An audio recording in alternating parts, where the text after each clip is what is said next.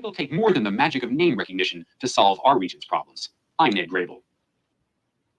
Name recognition. Lordy, what a notion. People would have to be some kind of boobs just to vote for somebody because their name was Johnson. I remember once back in Georgia, they even elected a dead man.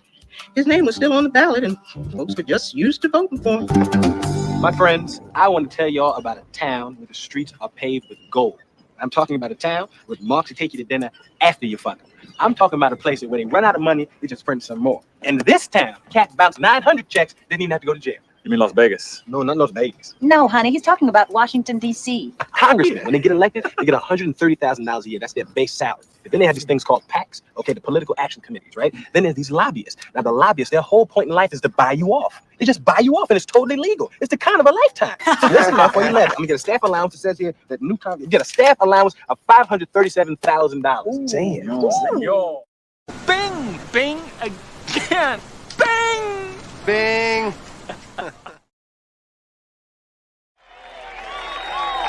People, we ran a positive campaign.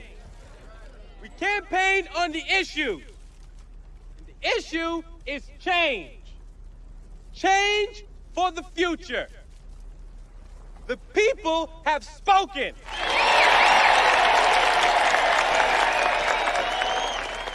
Ask not what your country can do for you. You have nothing to fear but fear itself. If you can't stand the heat, get out of the kitchen. Live free or die. And in conclusion, read my lips.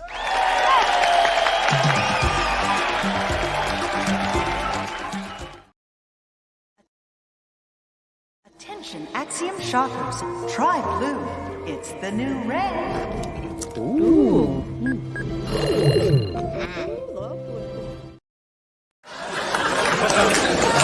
Well, isn't that special?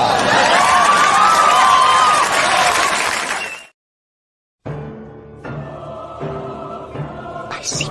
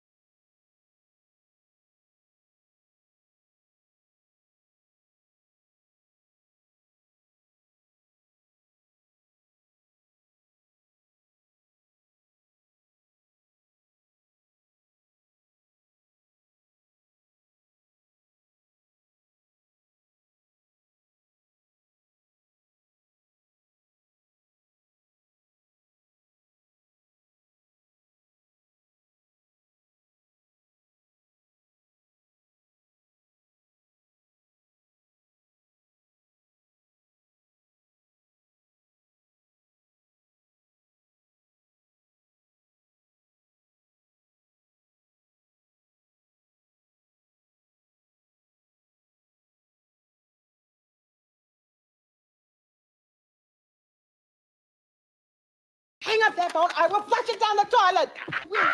No, Pug. Call me later, please. What's the matter with you? This is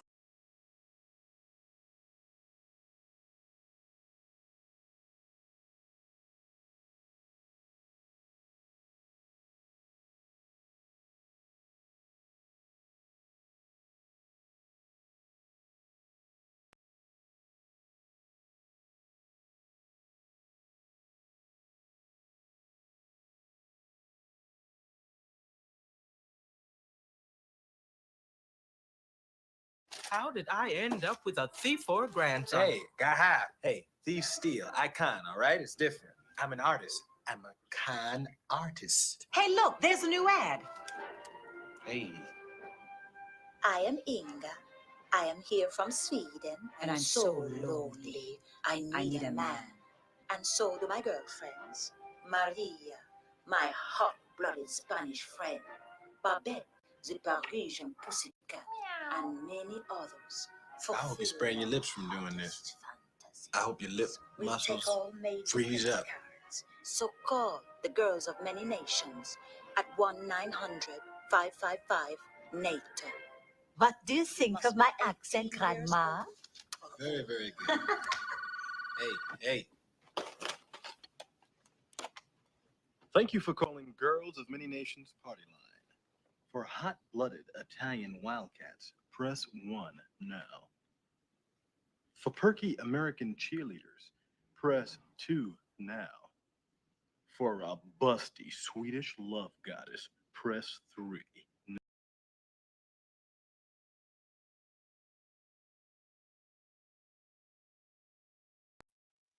All right.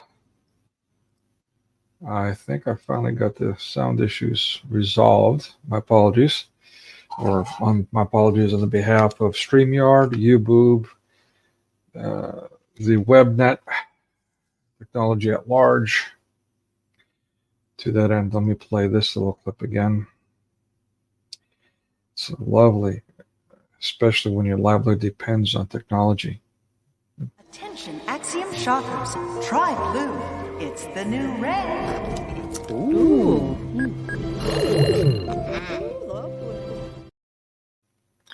And that's why we don't jam microchips into our brains, ladies and gentlemen. As I was trying to say before, good morning, good evening, good afternoon, wherever you are, fellow Kafir and Goy. So yeah, election day. No doubt some people are getting frantic, not only getting busy, being a brick in the wall, but also freaking out about, well, what if their candidate that's supposed to save them doesn't get elected? What a joke. Tragic joke at that. I mean, when was the actual last real election America saw? One that didn't have all kinds of controversy surrounding it. Yeah, also it looks like my web net, speaking of which, is freaking out too. It's in and out, so I may have other technical glitches along the way here. What can I do? All I can do is my best in the face of all these obstacles. And that's what I plan on doing till the day I die. Maybe in a few months from now, from starvation, as they plan. All right. Maybe blessed. What can you do? I mean, we all got to die at some point. It's not whether or not you die, not even when,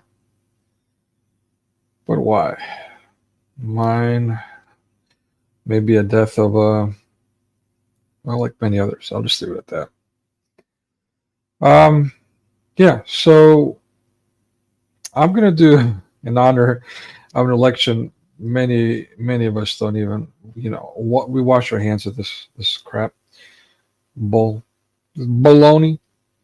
So in honor of that, I'm going to, at the conclusion of this last of rants, because I might do one tomorrow too. I'm not sure, just depending on things go. Maybe not. Maybe I'll wait till the weekend. But yeah, apparently people are not too keen on listening to what I have to say about politics.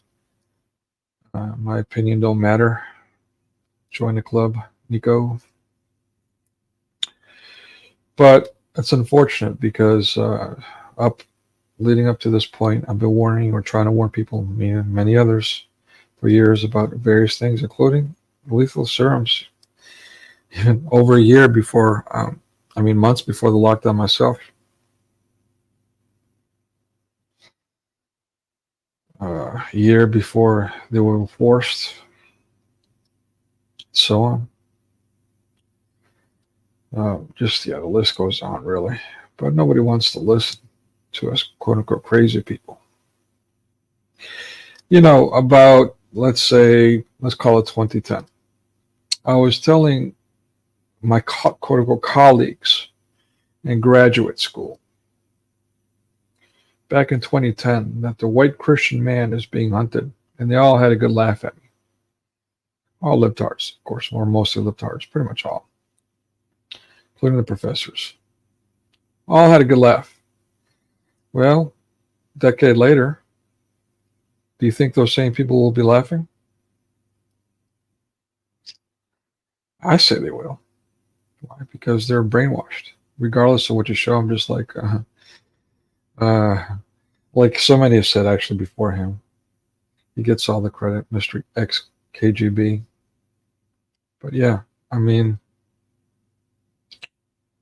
sometimes no matter what you say to what kind of proof you show, people just don't want to hear it. It's like, Alrighty then. Yeah. So, like the good book says, at that point you just got to dust your feet.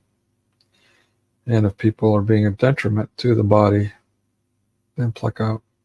That's where we're at, right? So these elections, what will they change? We've got one candidate who wasn't even elected for her primary, was placed.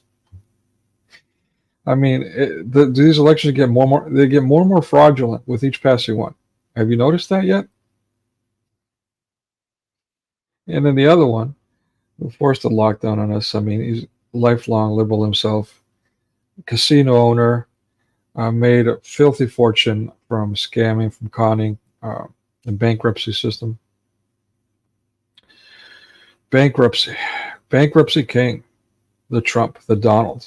Mass media donned him the next president for decades. Suddenly, 2 years before jumping on the Republican ticket, he becomes publicly obnoxious. What a surprise. And somehow becomes a straw man for the hunt for the white Christian man. He becomes the straw man. The Bobo doll. He's supposed to represent us. Well, when it comes to the lockdown, people want to argue that, he was fooled. He didn't know any better. An adult grown man, 60 years old, give or take. All these successes, all these experiences,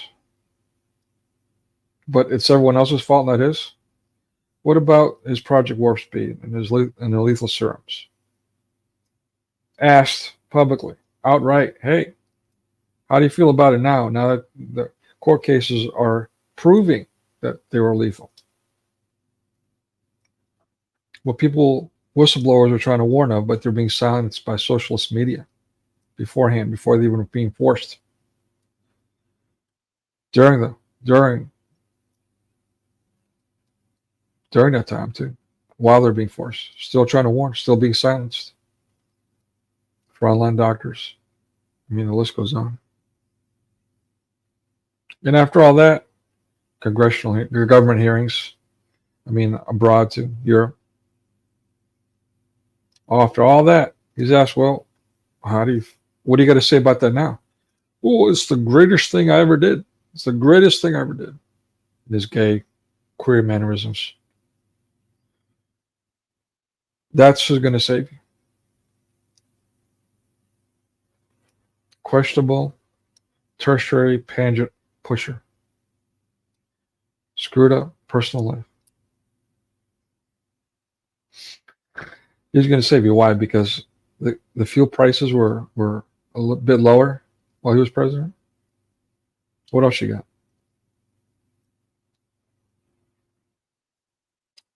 And the thing is, when you speak these truths, and they are true, everything I just said is a fact. When you speak these things, some people will turn into an abomination, a libtard, start foaming at the mouth. You know, want to bash your brains in.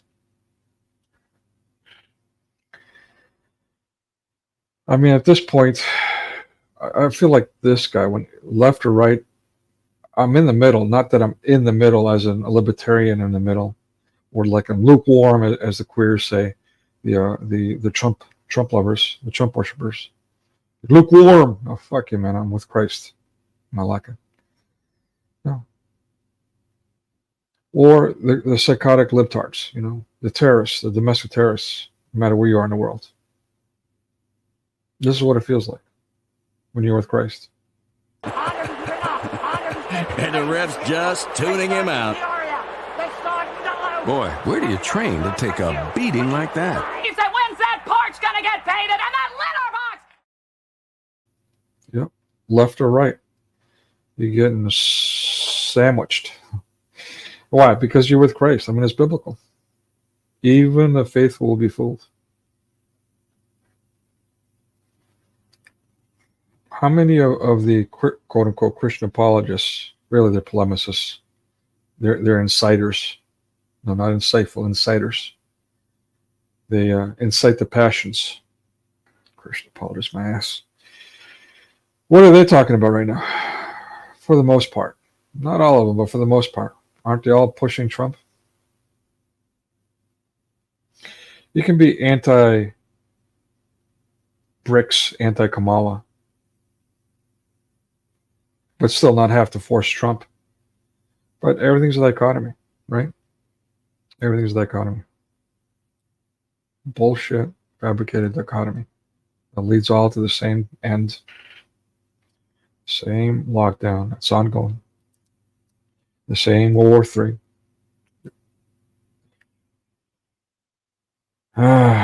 The same deviation from Christ. All of them.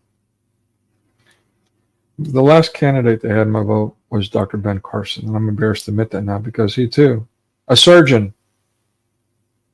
was pushing the lockdown dictates. Gave his stamp of approval on the lethal serums. No excuses there. I'm embarrassed to admit that he had my vote. But I fell for his soft demeanor and candidness. I was like, okay, well, this guy, you know, he's different.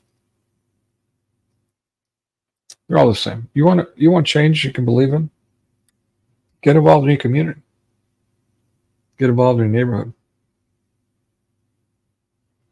Be that beacon of light, like the good book says, like the Lord tells you, be that beacon of light. That's how you make change.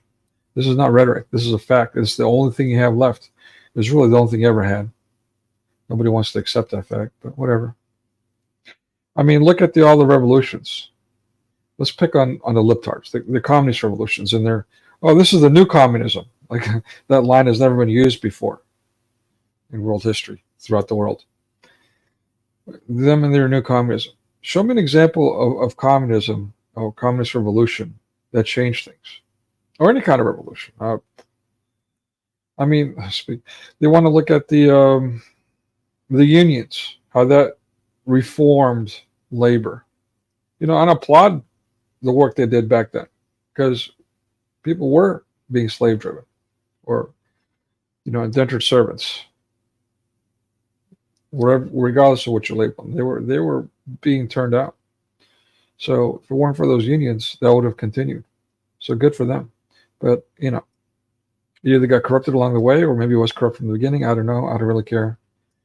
Yeah. Now it's just as Hollywood continues to portray, just one big mess, isn't it? What about the Boxer Revolution? I mean, yeah, I mean, just every revolution, it makes change for a while, but then those in charge find a different way to do the same things. call it something different, take different steps, but the end result ends up being the same. I mean, in America, we are wards of the company store. 16 tons, like the song says, 16 tons. You work insane amount of hours. You're indebted. Thanks, Reagan.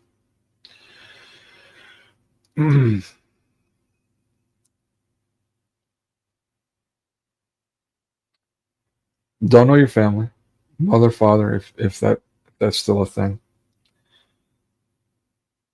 No family unit. Buy all kinds of crap that lasts for maybe, I don't know, a few years, give or take. Tops.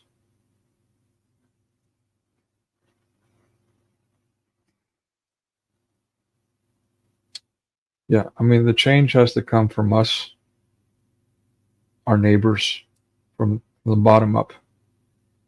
But in a legal way, as long as the law, the man's law that you are under, is kosher, so to speak. Not I mean Jewish, God forbid.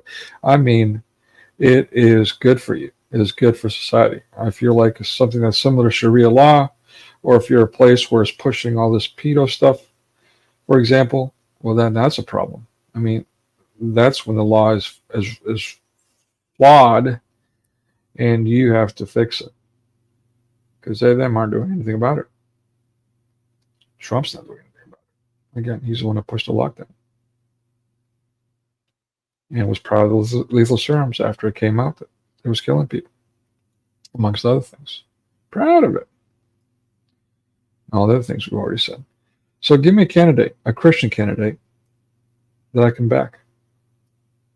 Until then, the quote-unquote voting, I mean, we already know it's fixed. The fix is already out. There's all these things coming out of envelopes floating up, and I posted a video myself on a short. Thought that was going to go viral. Nobody cares. It's become the new norm. The new norm. Stealing elections. Nobody cares.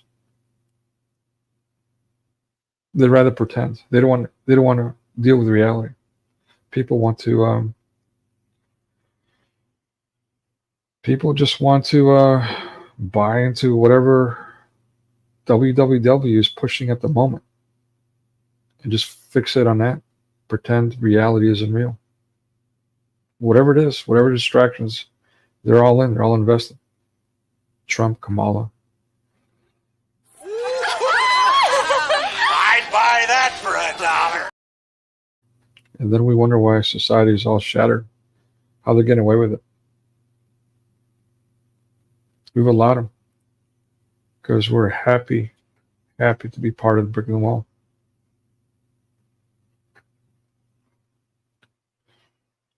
I mean, look at all the institutions, the U.S. institutions, public schooling, government-funded schooling. That's a U.S. innovation.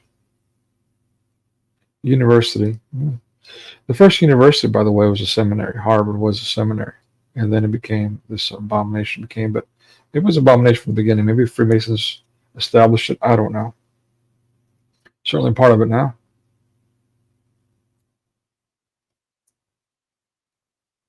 But that goes for every university. I'm saying loosely. I would like to think not everyone's like that. But I was part of a reaccreditation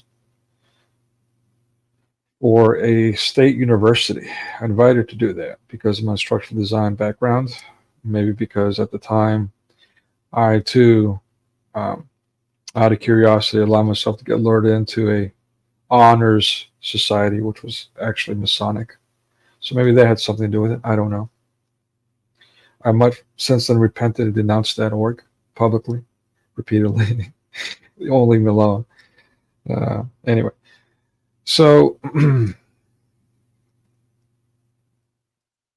yeah, part of that reaccreditation process for a state university, seeing all kinds of things. It's quite corrupt. The quote-unquote open-minded, literally foaming at the mouth when the philosophy department wants people who are teaching about religion want to even mention, discuss, have a conversation about religion, and they start freaking out, start yelling at them like unwanted stepchildren. That's your state university. You know, the inclusive.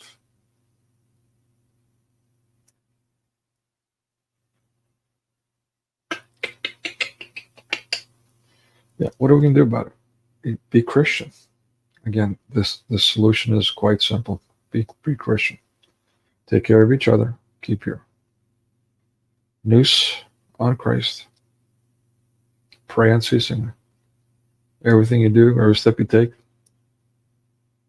remain centered on Christ. Otherwise, you're lost.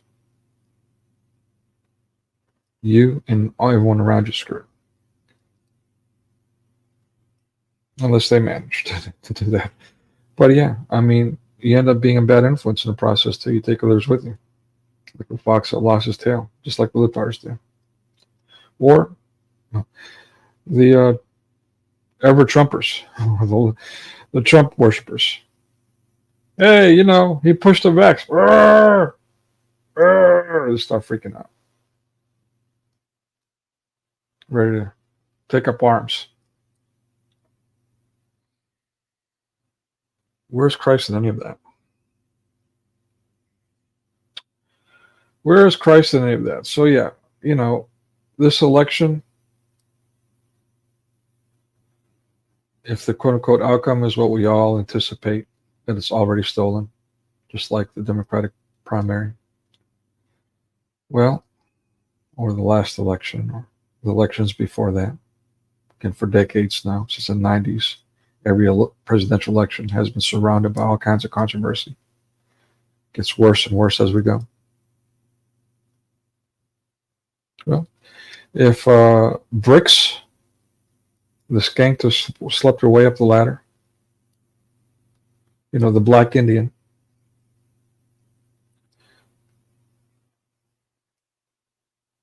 if she quote-unquote wins, are the Trump worshippers going to freak out? Or will the libtards riot anyway? Because that's what libtards do. I mean, I can see them doing that. Just rioting anyway. Hey, we won. Let's set a target on fire and steal some things. Because, you know, peaceful protest. Oy vey. It's so crazy. Are you crazy? Or just plain stupid? Stupid as stupid does, Mrs. Blue. I guess. Yep. So, yeah, I mean, I can see that nobody wants to hear me rant. I'm not being entertaining. I'm here to entertain, not inform. Certainly not giving my opinion about politics. Everyone's got their own opinion, allegedly. When I speak with someone who wants to talk about a candidate other than the leading left or leading right candidate that may or may not have been placed there, then I'm having a conversation with someone who has an opinion of their own. Until then, all of you can kiss. Well, let me put it like this. Oh, kiss my grits. Yeah. Well, again, I selected a movie today that nobody voted on in honor of an election that nobody's going to vote on. Nobody really cares about. It's worth their weight in salt.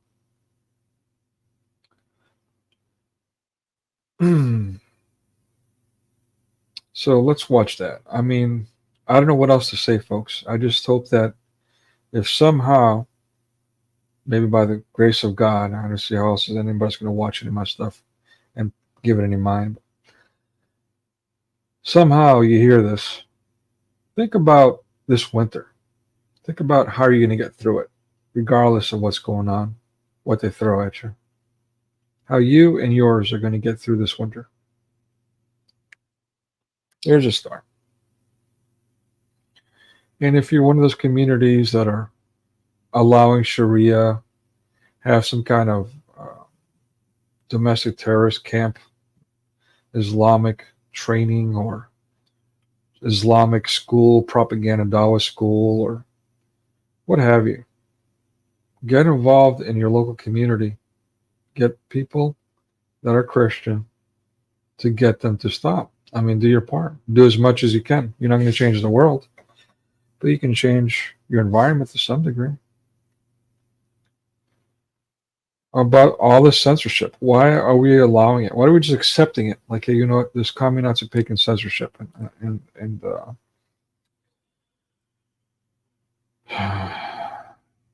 hey, Slim, how you doing? Yeah, I'm a bit bitter.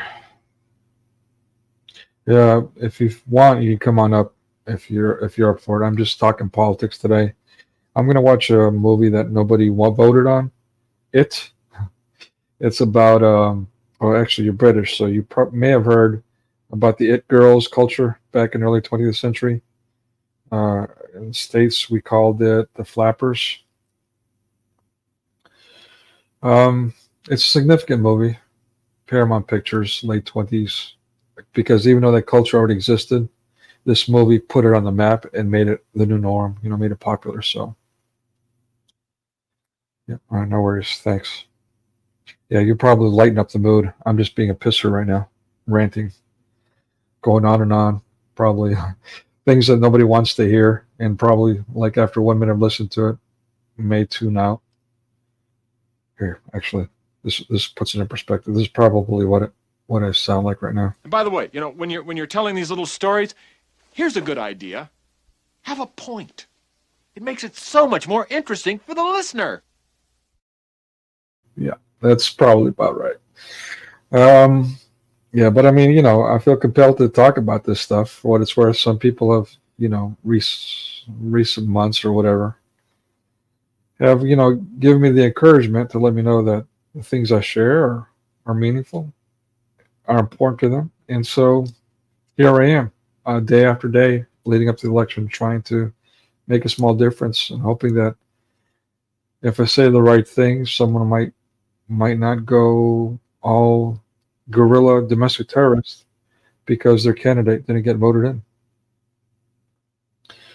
So, yeah. But I'd love to hear what Slim has to say from a British perspective across the pond about the U.S. elections. It should be good. Especially someone like him. Very logical. Yeah. So who's behind all this? Here's how I sum it up. You're either with Christ or you're not. Who's behind all this? Who could it be? Who could it be? I just can't imagine who. Could it be Satan? Yeah. And after, again, as a content creator, it's difficult to not, especially when I'm doing all these movie reviews and stuff, this in-depth analysis of mass media, being so invested in it myself, it's extremely difficult to not be impacted by it, not be affected. So after a while, this is what it feels like. Submerge myself in all this stuff. This is how I feel.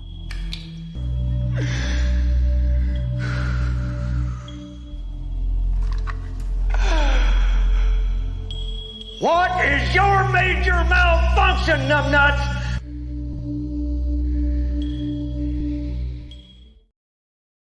Yeah.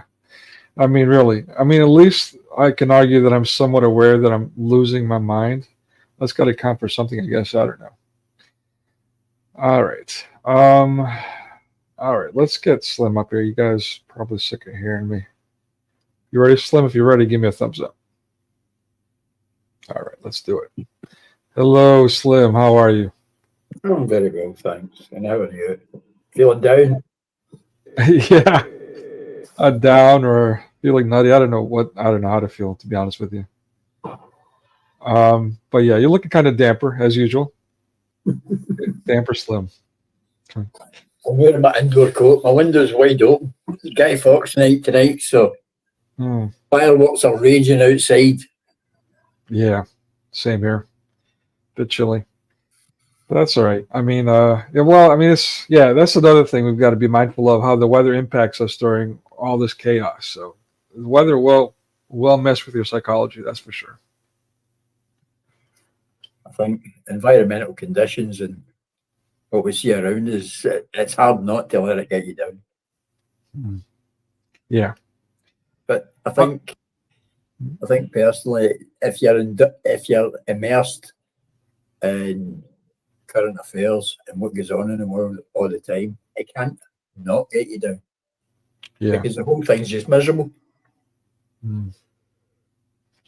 Yeah, and again, I feel that's by design, just based on what media has been doing. If you look at American movies in the early 2000s, they were all apocalyptic, and they were all dark too. But especially right after the lockdown, all the series, especially the Disney stuff, like a Marvel and so on, but other movies as well, literally just took out lighting 101 and threw it out the window and just became very gray. And in fact, some of those movies even go as far as using CGI to make it more gray, like to put a gray film over everything.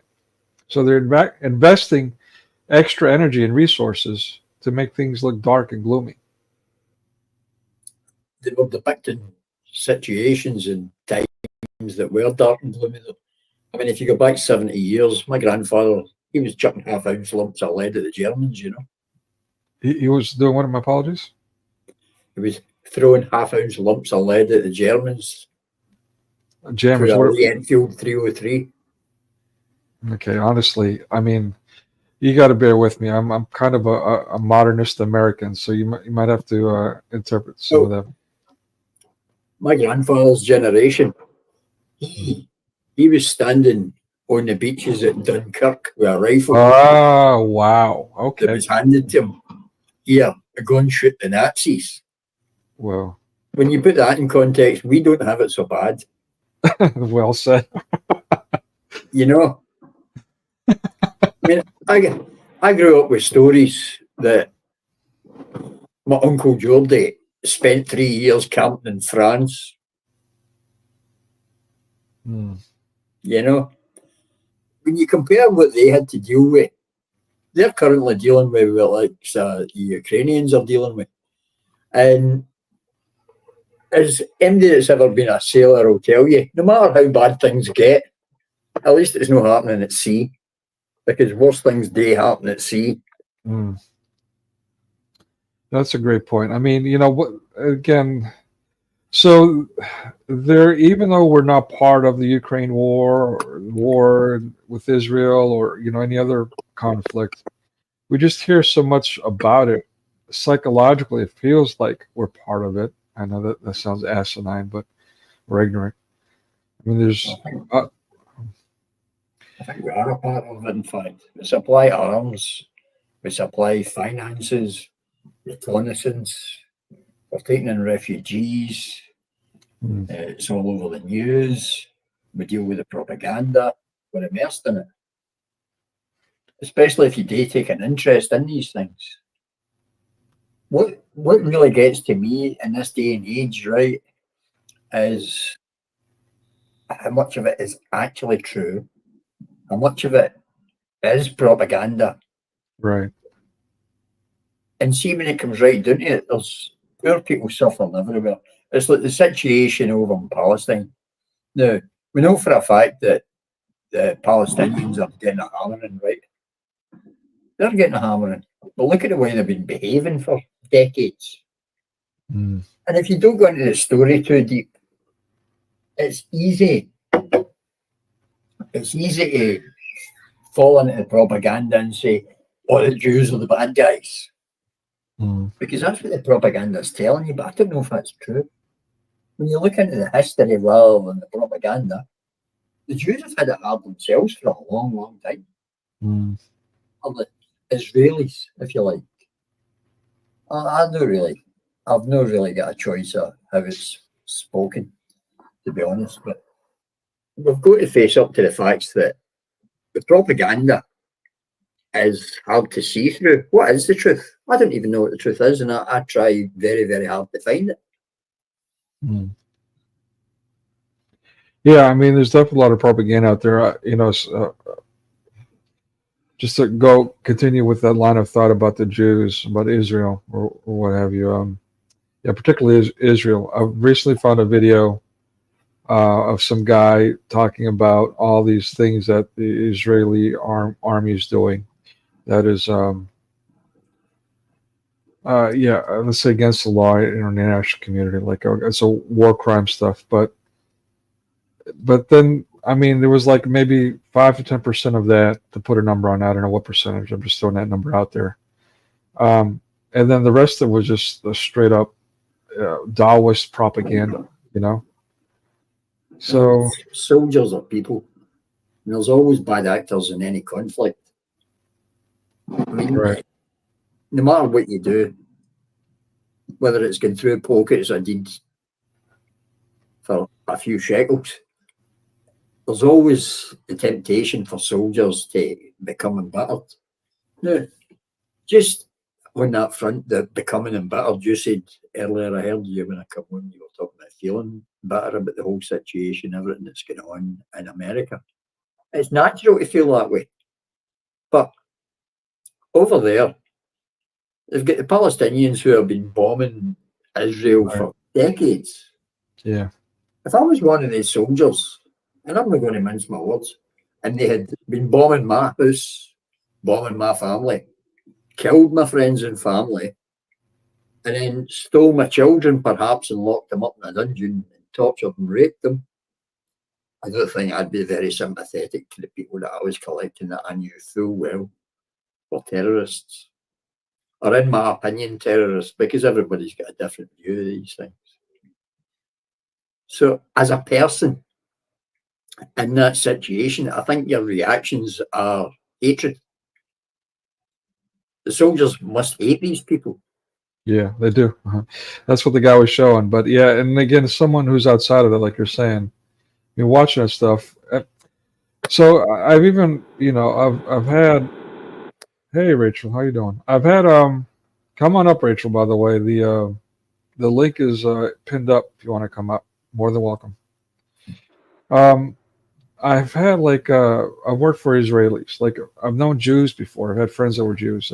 And American Jews, just like they'll tell you, American Jews are different from Israelis. But yeah, the Israelis were definitely different. They reminded me very much of the Muslims. They were they were bloodthirsty.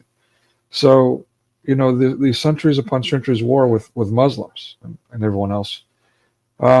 Yeah, like you're saying, it's if you're not in it, it's. But again, I mean, it's not like Christians haven't been in war. Like you just pointed out, your grandfather, my family, my own brother almost got blown up in this Muslim Scud missile attack. So, yeah, I mean, it's not like we haven't been in it, but I don't know. There's a something that we're leaving out in this conversation. I'm not saying you're wrong. I completely agree with you, but there's another element that's not part of that, and that's the culture of each. Again, Jews, whether you're Jewish or you're Israelis, so to speak, they do believe in an eye for an eye. Revenge is part of their makeup, their mindset. And we all know about the Muslims. They believe in that too, but they also believe, they're just evil. I mean, simply put, they're just evil. So many Christians believe in that also. A revenge? Well, some do, yes, some do. Well, you're right. They don't call it revenge. They call it justice. Mm.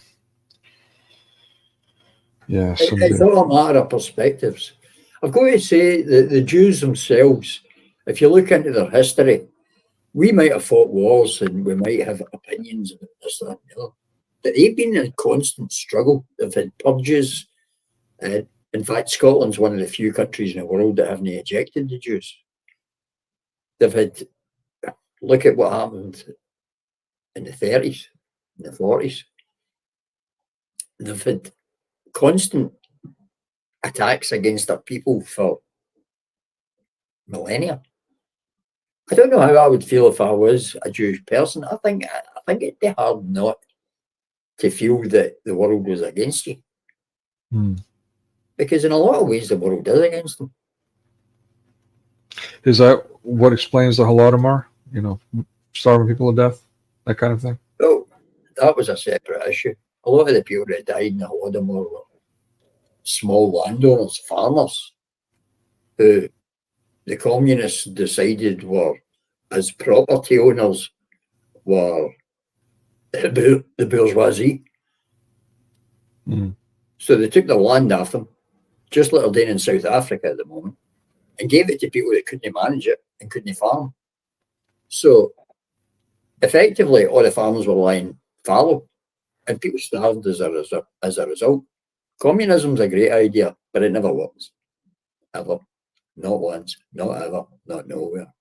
Well, that's because you didn't know about the new communism. The new communism is going to save everyone. Well, true communism hasn't been tried yet, apparently. But everywhere it has been tried, it's a complete failure and people starve. There's Venezuela, they nationalised a lot of the industries, the oil or coal. They've got more oil than any other place on the planet. And now it's one of the poorest countries in the world because they took it over. They gave it to people that couldn't manage it, didn't know anything about the industry, took it away from people like Exxon and BP, you know, Shell, gave it to their cousins, and now the populace are starving. Yeah. Things never change. Yeah, I mean, you know, I don't want to say every civilization, but it feels like every civilization has this ugly story. It just certainly they, but any that have ever been involved in communism, for instance, whether it be China, Russia, it just turns into a horror story. Hmm. Yeah. Yep. All right. Hey, Rachel, are you ready to come up? Give me a thumbs up if you. All right. All right. All right. So let me introduce you to Rachel Nichols. Hello, Rachel. How are you? Oh, this sounds a little. You might want to. Can you try saying something again? I think your mic's not working. Hello. Oh, there we go. Okay. Hi. How are you? It's been a while. Okay. Okay. Good. This is Slim, a friend from across the pond. Sounds like He's retired. I'm a little envious. Yeah, I mean, he's got some I don't stories. want to be tired. I don't want to be retired, but I sort of am out of work for. I'm fine. Hmm. But you do have some publications. How are those going? Okay, I'm just not able to earn any money with them. Yeah, I can relate to that. So we were just talking about, this is something you and I have gone back and forth about a little bit. We're picking on the Jews right now, or at least I am. What did you hear anything that was said about the back and forth, their millennia long conflict with Islam and their neighbors, and other things? How do you feel about that? Yeah. The whole thing has me scratching my head. I've always heard, I went to a school, even though my family didn't really embrace it. I went to an evangelical school that believed in the Tim LaHaye sort of thing with the Left Behind, the pre-trib, pre-millennial, and that Israel was untouchable and we should all venerate it the way Catholics do saints. And you should never criticize the government, just like you shouldn't criticize a Republican president. Yeah. It's funny you say that. Honestly, again, I wasn't raised in these, so I'm not that familiar with them. And I thought I was, okay, so I guess I'm running into folks that might be part of that kind of thing. Because to me, it's like kind of a shock to my system when people take that stance that you're describing. Yeah, the idea was it's almost superstitious, like it's unlucky and God will curse you and smite you if you don't support unconditionally with awe and veneration. Mm-hmm. It's tribalism. Speaking of Trump idolization, and I'm not trying to pick on people that support Trump. I'm just trying to. It's one thing to vote for him, but it's another. I've seen attitudes that are frankly idolatrous. Right. That's what bugs me, and there's a lot of Trump-iolatry. Exactly. That's exactly. I mean, you put it so much better than I was. I was on here for half an hour ranting, but still couldn't express it just the way you just did. That's exactly right. Idolatry. I mean, have you ever heard of the myth of Oedipus Rex? I've heard, but I'm basically, it's one of those things where the hero hears a prophecy. He does not want it to come true, so he goes to great lengths to fight it. And it turns out that his struggles to prevent the prophecy from coming true bring it to fruition. That's what I foresee. A lot of people are putting all their hope in their emperor god, Trump. Right. And they're afraid of persecution. They're afraid of having America fall and horrible things happening to us. And I understand it. But by putting all their faith and hope and trust in him, I fear that will make their fears come true, if that makes any sense. In fact, I believe it will. No, that's exactly what I've been on here for days trying to warn people about. Is exactly that. Just this freaking out if yet again the elections are stolen, and now they feel like they're compelled, like so many have been murmuring for some months now. You have to rise up. Yeah.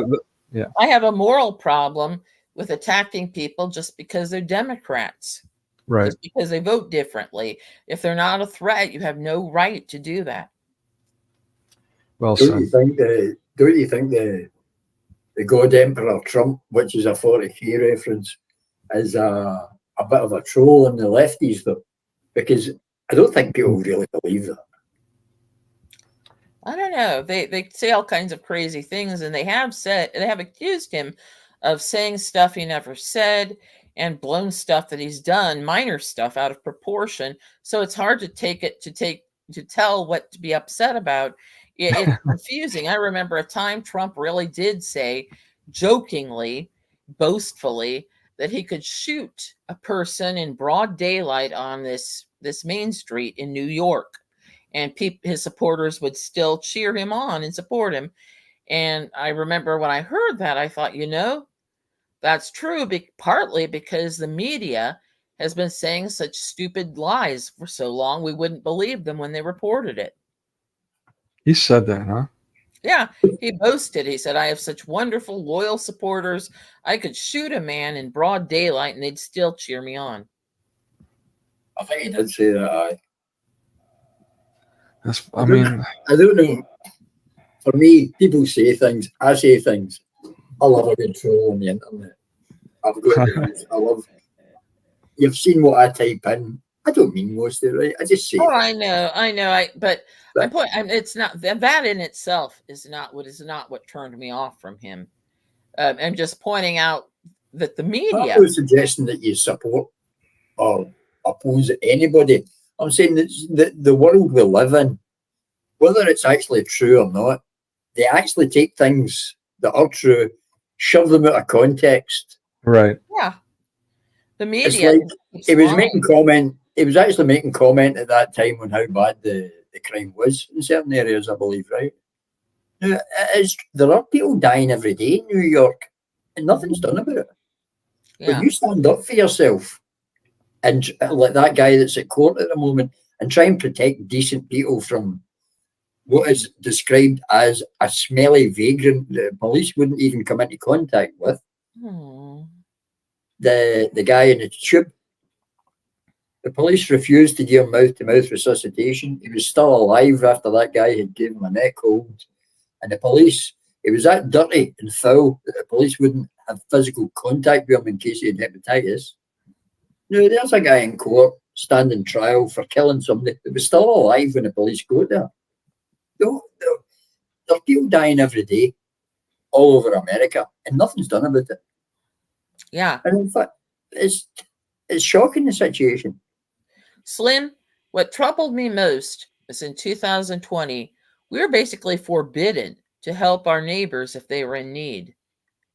The government ordered us to help them bankrupt our neighbors and to let the elderly go unassisted and unvisited, alone in nursing homes, completely dependent on the state.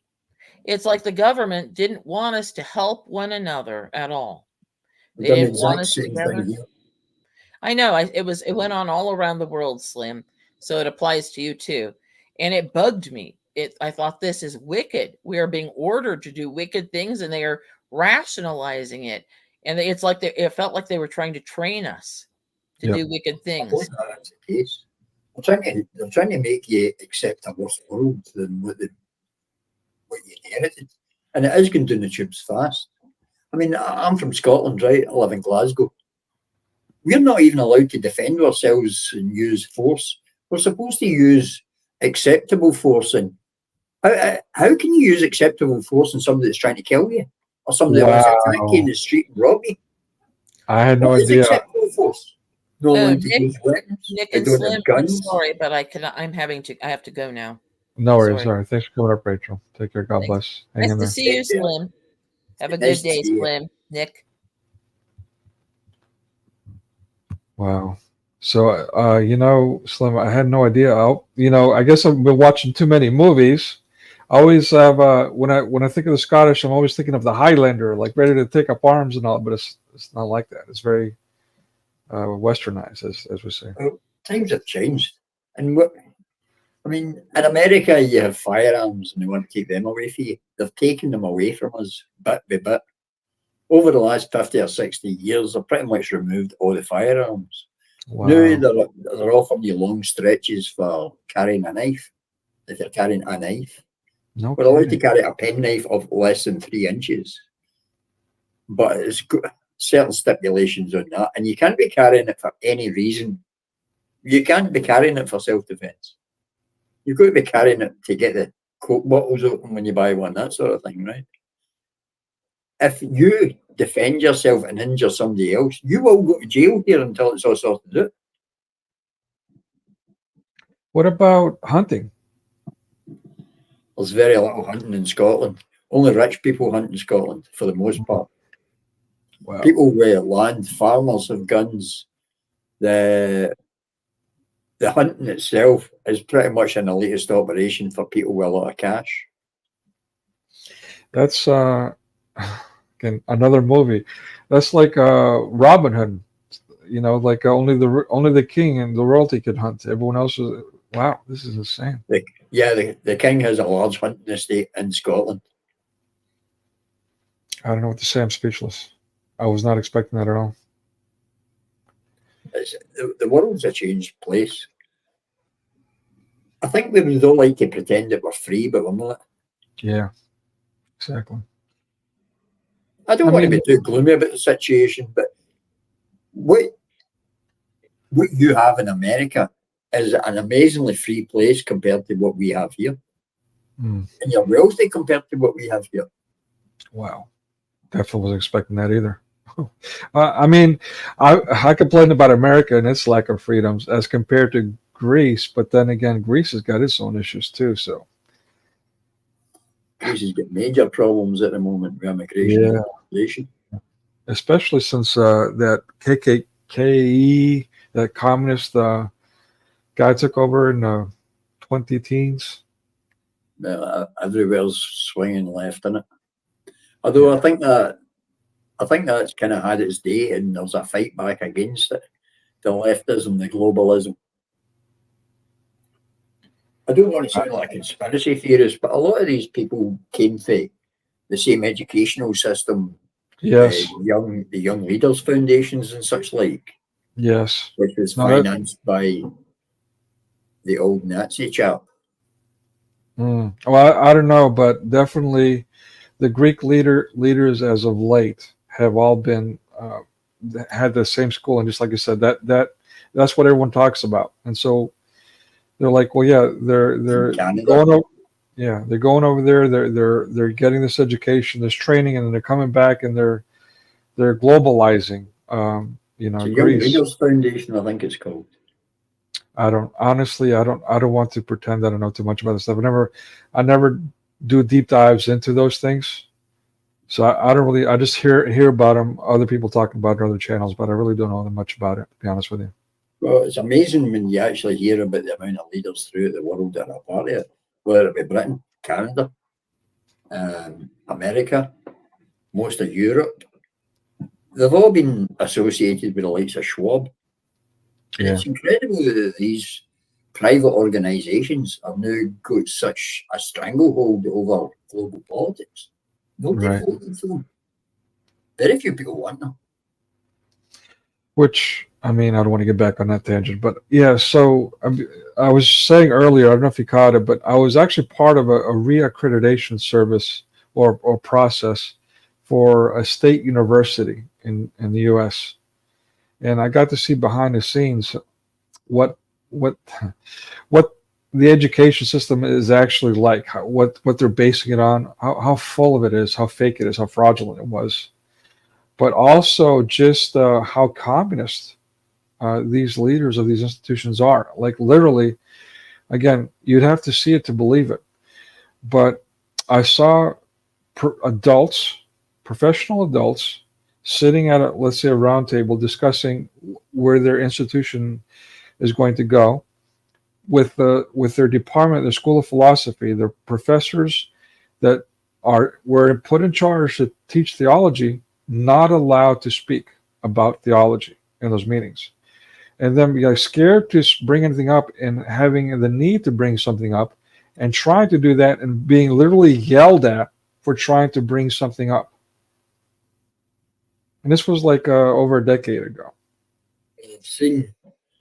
I personally think the long march through the institutions is now taking pretty much totally over the institutions on.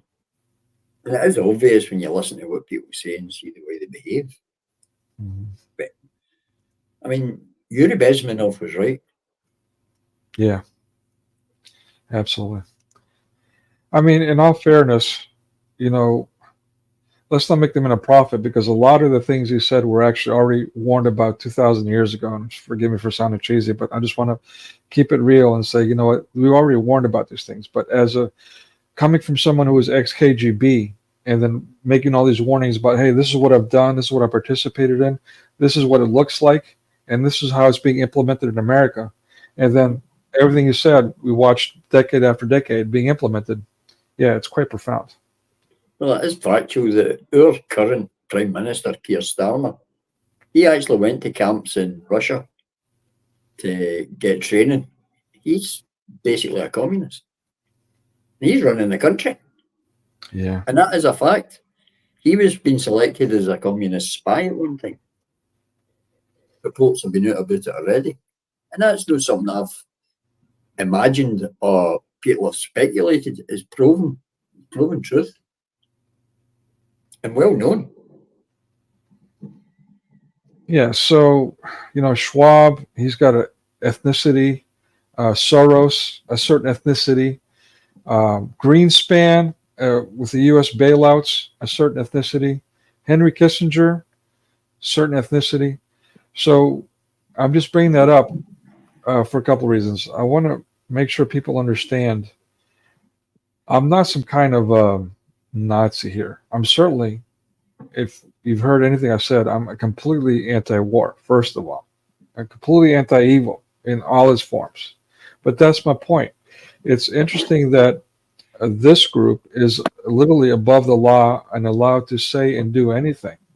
And then when someone says something about it, brings it to light, all of a sudden they're portrayed or labeled instantly as a bigot, a fascist, anti-Semite, right? So, Well, these people, the Jews, that's what I'm saying. See, when you look at history, it's a friend of mine was once talking about it's the Jews. This is even the poor ones. It's amazing how such a small group of people, and I'm talking about the very, very wealthy, can actually sway opinions. Now, historically, the Jews have done well because we're well educated. See, for the earliest times when the word jewelry got their name, they were trading in gemstones. Right. Right. Jewelry isn't called jewelry for no reason. It was jewelry, right? Now they'd taken control of certain, just like other people took control of, like Microsoft, as an almost total monopoly on operating systems, right? Right. They were clever and they were well educated.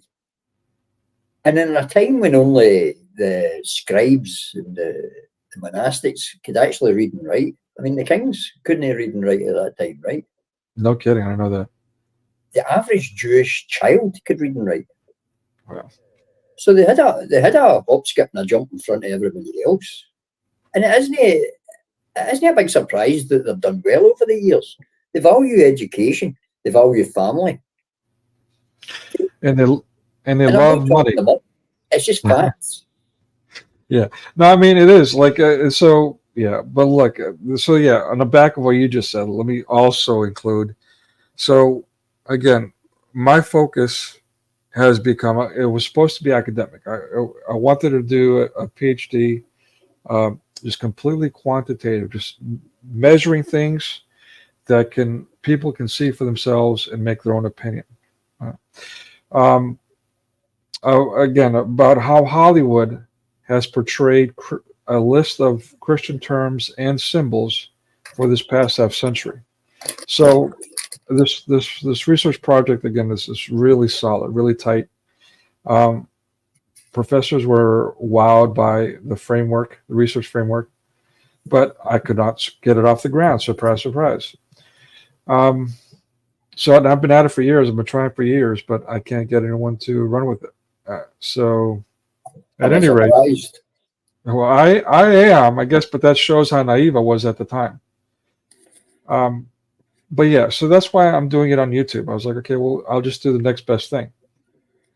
And so that's why that's my focus, is basically that research, but expanded, not just those Christian symbols and terms that I'm talking about, but now also including ethics, which would have not been part of the academic research. So it's given me a lot of freedom to do things, but in the process, through taking that research seriously and now doing all this stuff that I've been doing since, it got to the point where not only could I no longer lie to myself, but now I'm like, because of now, especially lately with this whole Israel-Palestine thing, now I'm actually also responding to those people, like Rachel just said earlier, which she put it so eloquently and directly.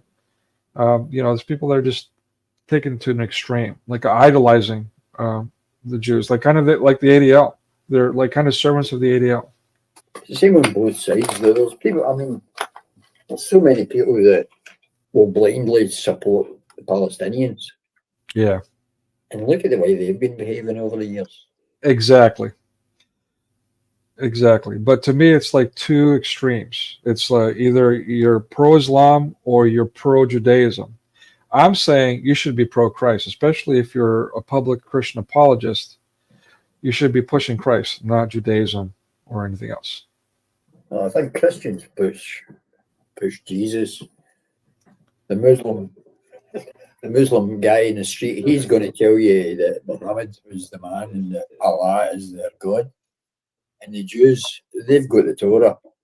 They're about what, 6,000 years older than either of these religions. So they've got it in their head that they're right. You're never going to get these people to agree with each other and just get along. You mentioned Kissinger. Can't we all just get along? No, not going to happen, mate. Nah, we've tried that. Yeah, I mean, so yeah, for me, I think one of the greatest plagues of the 20th and 21st century is mass media, is Hollywood. I haven't done much research in radio, like early radio. I mean, music, late 20th century. I was a DJ for a while, so I have some familiarity with that. But outside of that, yeah, the 20th century, I just stopped listening to music. It was just crap. Excuse my language. Music died in the 90s, didn't it? Yeah, it did. It really did. Yeah, the whole techno stuff just really, it made music worthless. It really did. totally agree. Mm.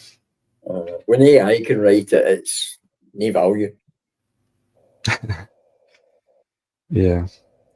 So let me ask you, getting back to this whole political thing, because right now there's some people in America freaking out whether or not their candidate is going to be elected or not. What do you? And I know you can't speak for everyone. For let's just say Scotland. Obviously, you can't speak for all the Scots, but what is your opinion about the general opinion about U.S. elections? For the average guy in the street, they don't know anything about it and don't care. Oh, really? What's on the news? Oh, that's really good. See, the average person is not interested in anything. They just know everything's got more expensive. They don't know why. They know that things are crappy. They don't know why. They know that they can't afford to spend any time in the pub because it's too dear, too expensive. They don't know why. The average person is just a mushroom. Have you heard that phrase? Live in the dark and fed in shite. No. Well, I hate to ask you to break that one down, but if you don't mind, could you expand on that? Well, we live in a lack of information and we get our news from Pravda. No, me. I told you I'm interested in current affairs. I like to keep abreast of the situation. But mushrooms are kept in the dark and fed on pig shit, in fact. Oh, I didn't know that. Interesting. The average person is a mushroom. They live in the dark. Information isn't there. And what information they get is propaganda from the mainstream media and the 4 channels of terrestrial TV that we have here. That's brilliant. I've been trying. Sorry. This is a tiny wee country compared to America. I mean, we're smaller than most of your states. That's. I mean, I've been trying to coin something to. I think you found. Here's one of my cyborg zombie goats. That one didn't stick. So mushrooms. That's a good one. I gotta see if that one. That's an old one. Is it? So that's a traditional saying. Well, it's maybe not very commonly known, but how many things are commonly known now? The youth of today walk about with their head in a mobile phone and are interested in the latest Facebook post and getting some interaction by complaining about a friend and starting to carry on. I mean, I walk down the street, right? I don't carry a mobile phone openly. I don't fiddle with it or play with it. It might lie in my car. It might lie in the house. I might not even know where it is most of the time. It is actually a fact. But I look at it as I walk along. I see people and I look at them and their thumbs are gone and their face is down. They don't see the beauty of the heavens above them. All they see is a mobile phone. Right. They spend all their time twiddling with it. Now, they must be on Facebook, Twitter, or one of the other things. And they're consumed with garbage. It's trivialities and nonsense. Yeah, and it's control garbage. I mean, they censor folks like. I mean, forgive me. This is on censor folks like me, like censor good content or truthful content or stuff that's warning you of things, and just leave behind. Yeah, just leave behind all this. People, it's Pravda. They're looking at Pravda. Yeah, exactly. Yeah. Well, I use a PC. Most of my time is spent on a PC, right? Yeah. Yeah. Same here. Yeah, same here. Hey, Daniel, sorry. Are you ready to come up? It's far easier to get information on a PC than it is to get the same thing through Apple or Android, whether it's iOS or Android you're on. That is so curated that you will never see the truth. Yeah, exactly. Good evening. Hello, Daniel. Hello, shalom, shalom. All right. Rachel used to greet people with shalom too a bit here and there. That's funny. It's just a thing. I heard you talking about the election. Is that what's up? Yeah, that's what I'm focused on. It's like everyone's out in the U.S. Everyone is out voting and freaking out. So I figured, I've been doing a show every day for almost a week now, just trying to get people to calm down, but not doing a good job because, well, I've been doing these shows. I've been doing nothing but coming on here ranting angrily. So instead of calming people down, I think I'm just adding more fuel to the fire. Yeah, it's a difficult task. Yeah. Impossible. Yeah. Even people here are pretty ignited. Oh, no kidding. Mm-hmm. Even here in Norway, American politics is very important for a lot of people, apparently. Yeah. It's become very, how could you put it? People are ready to go at each other's throats, you know? Yep. Shouldn't be like that. I try not to care too much. What can I do? I can only sit and watch, but to me, if you ask me, it's just mostly theater. There's not like... Yes. Yeah. I'm not trying to be hopeless, but I'm trying to focus on what I can do in the everyday. Yeah. I don't think that's hopeless. I think that's keeping it real. I think it's important that we keep it real, all the time, of course, but yeah, especially in the face of like all this fabricated chaos. Mm-hmm, So exactly. It's a thesis and an antithesis. The opposite sides, and yeah, it's easy to get sucked in, and yeah, what's the point?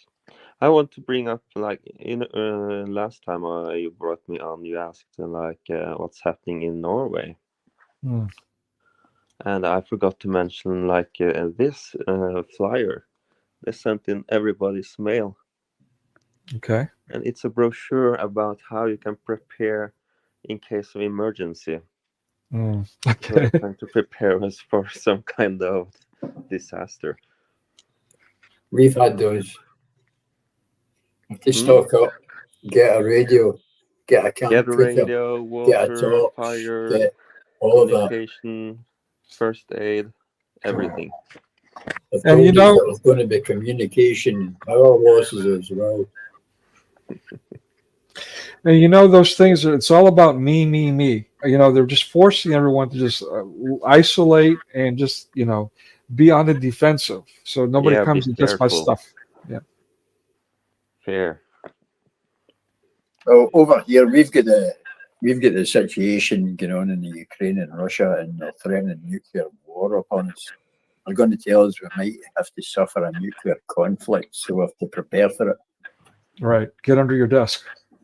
Fill your boots, store water, food. As I say, cooking equipment, because we're going to suffer power losses. We're going to get everything. Yeah. But we just face some music and dance. I'm sorry, there was going to be a bit of noise here because I put the kettle on. Minty. That's fine. I mean, look, I agree to some degree. You need to be prepared, so to speak. But I say that half-heartedly as a Christian. When Scripture says, "Do not put away, store things up," Christ will provide. So, I mean, I think that speaks more to again.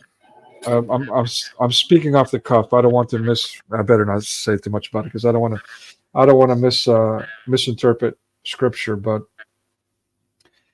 if you guys know better, correct me if I'm wrong. But it feels like that's emphasizing the faith that we should have in Christ and God providing for us, like with the Jews when they're walking or marching toward the Promised Land and the manna. I mean, I'm not saying we should expect manna from heaven, or why not? I mean, I don't want to get off in too many tangents here, but yeah, I don't think it's the worst thing in the world to have some kind of preparation or backup plan when it appears that those in charge are driving us toward a certain direction. If that makes any sense. I'm not being extremely vague, but essentially, yeah, if they're bringing us in the brink of civil war with the Muslims, because every country around the world is saturated with Muslims right now. And we all know what the Muslims are about. So Yeah, it wouldn't hurt to be prepared for that, to know what to do in that situation, for example. Or if there is some kind of power outage where we don't have our supplies and we don't have our regular lifestyle to depend on, what will we do in that situation? And it's not, sorry, go ahead. Sorry, man. We have a situation though where they're telling you to prepare for 72 hours, right? A couple of days, basically. But if there is communication problems, supply chain issues, I'm not going to hit you for a couple of days. It could be months. Right. If there is a nuclear conflict that starts to break up supply chain, I mean, we're a wee island. We can take global shipping. And we'd be cut off for months, maybe years, in this day and age. What good is I've got 72 hours food and water about the place, right? I'm a prepared guy. But in the sort of conflict they're talking about, you're just not going to manage it with 72 hours rations. Yeah, but I also think that you shouldn't like overextend, over fixate on, be extreme doomsday prepper and have everything either. There's a balance to be found. So I guess if you have water, some warm clothes, and a fishing rod, you can come a long way with that. Well, I've got, like I says, I've got supplies for maybe a week or two, right? But I'm always stocked up. I don't go to the shop and buy one of a thing. It's always cheaper to buy a bulk pack. So I don't buy a tiny wee packet of pasta, for instance. I buy a big bag because it's cheaper. But the preparations that they're telling you, the point I'm making is they're telling you to prepare for a couple of days. But then what? Then what? What do you do after the first few days? Well, they'll fix it and then they'll come out and help you, and then the army will be there to help out. We've no army. They've done nothing. The whole place is falling to bits. They can't even fix our roads. Our roads are full of potholes. They can't fix them. Our whole system is failing at the moment, right? And it's obvious. Now, we've got a situation where we've got millions. We've got a population of 68 million, and we've got millions of people pouring in here from all over the place that need fed, and they need watered, and they need housed. This is how bad it is. Our effluent systems are failing because of the increase in the numbers. The sewage is failing. We've actually got a problem now that there are so many people using our limited resources that the water supplies are failing. The effluent's overloaded. They're ditching raw sewage into the rivers and into the sea because they can't cope with it. And they're telling you everything's all right. We'll just bring in more.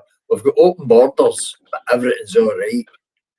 The cost of everything's skyrocketing. We can't afford to pay our bills, but everything's fine. It's never anything to do with anything. Nobody knows what the problem is. It's a big mystery to no one. And it's also right on the edge, not too bad and not bad. Just barely hanging on. Well, I think. Yeah, that's a good point. Hanging on, maybe. As individuals, we don't do that badly, right, at the moment. But we can see the rot setting in everywhere. In all our institutions, our schools, hospitals. It's just systemic. And in my lifetime, I can tell you, things aren't as good in Britain as they were when I was a youth or a child. We've had so many laws brought out, and they're bringing out all these laws because they're clamping down on people. We don't have the freedoms we had even 10 years ago. I can't remember the exact percentage, but There's something like 60% of our current laws were introduced in the last 15 years. Wow. Okay. It's an incredible rise in the amount of control that they're exerting over you. And it's grown all the time. So much so that certain groups are wanting to go back 10 years and just eradicate all the laws that have been brought in for the last, I think, 2 decades. Yeah, there's a lot of wars and rumors of wars. Yep. Well, that's back to the biblical. It's the last war that's the big one in Armageddon, isn't it? Yeah, I'm so glad I have Jesus, and either whatever happens, like you know, I don't live for this world, so to say. So it's all I good. believe I'm a spectator. So Nicodemus, I like this rants. This oh, you like the oh God, don't Yeah. encourage me. But I appreciate you saying that. But yeah, so let me just say, you threw me off, making my head swell, and I forgot what I was about to say. You know, my ego got the best of me. Yeah, no, just as far as Gab was an alternative site during the lockdown. I got kicked off of a fascist book like about half a year before Trump got kicked off of Twitter. Basically I think it was actually for telling my family members on Messenger to invest in Pfizer. Because like right after that, it had to be moments after that. This was like in November of 2020, give or take. I think it was in October, November. At any rate, next thing I know, I'm sharing someone else's link in response to something someone else posted, agreeing with them, and instantly I got kicked off of Facebook, and they wouldn't let me back on, not even using their own company policy. So I think, and then none of my family members ever got that post about Pfizer, by the way, Pfizer stock. So I don't know. It could be a coincidence, but I don't think, in retrospect, I don't think so. I think that was the reason that booted me. Good riddance. Yeah. Otherwise, they were booted me to protect the pedophile, which is, the thing that I was sharing from someone else to agree with someone was like, yeah, this person's a pedophile too, and they kicked me off. I guess I'll come around. Either way.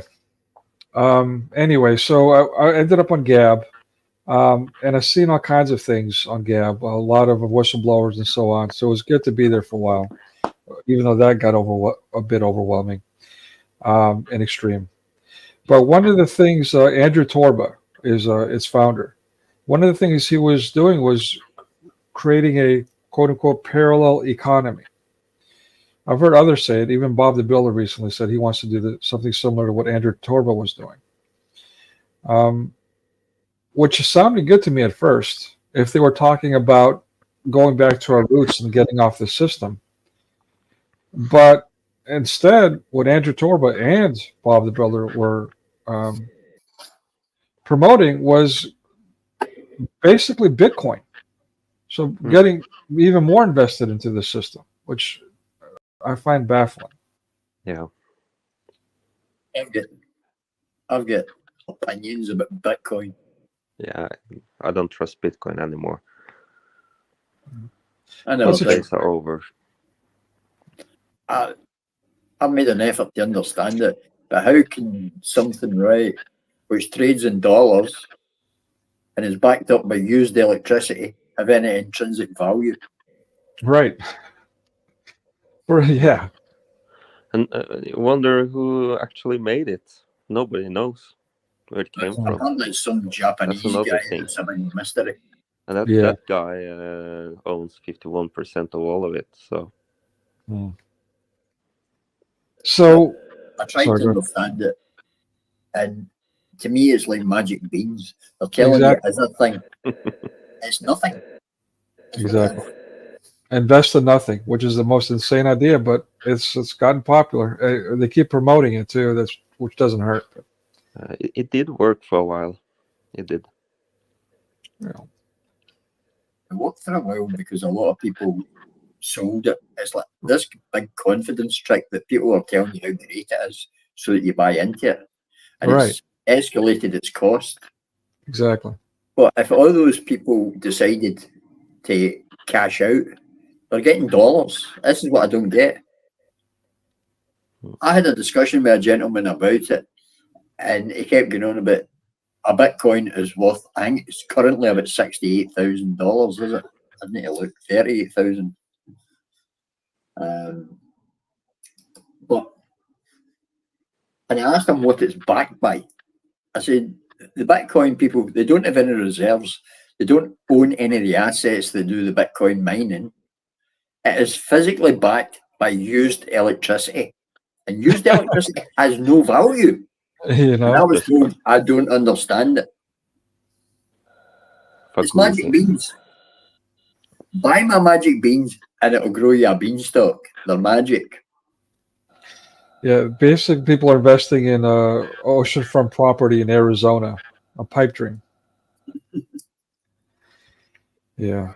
So, yeah, alternatively, I mean, I'm all with this parallel economy thing, and you know, forgive me for sounding like a Luddite, but let me bear with me for a minute. Let me hear what you guys think about this, about folks that speak like I do. I'm not. Basically, what I'm saying is just get back to our roots, so we don't have to depend on these things. When these things give out, it won't affect us as much. Basically, yeah, living off the land kind of thing, and then That's the dream. Yeah. And they Well, I made mean, it so hard and even almost criminal to do that. exactly. No, they have made it criminal years in Yeah. advance. Yeah, and that's not a coincidence in my mind. I see more and more people, especially my friends and even family, now considering buying farmland somewhere. A lot of people want to do that. So that's the dream.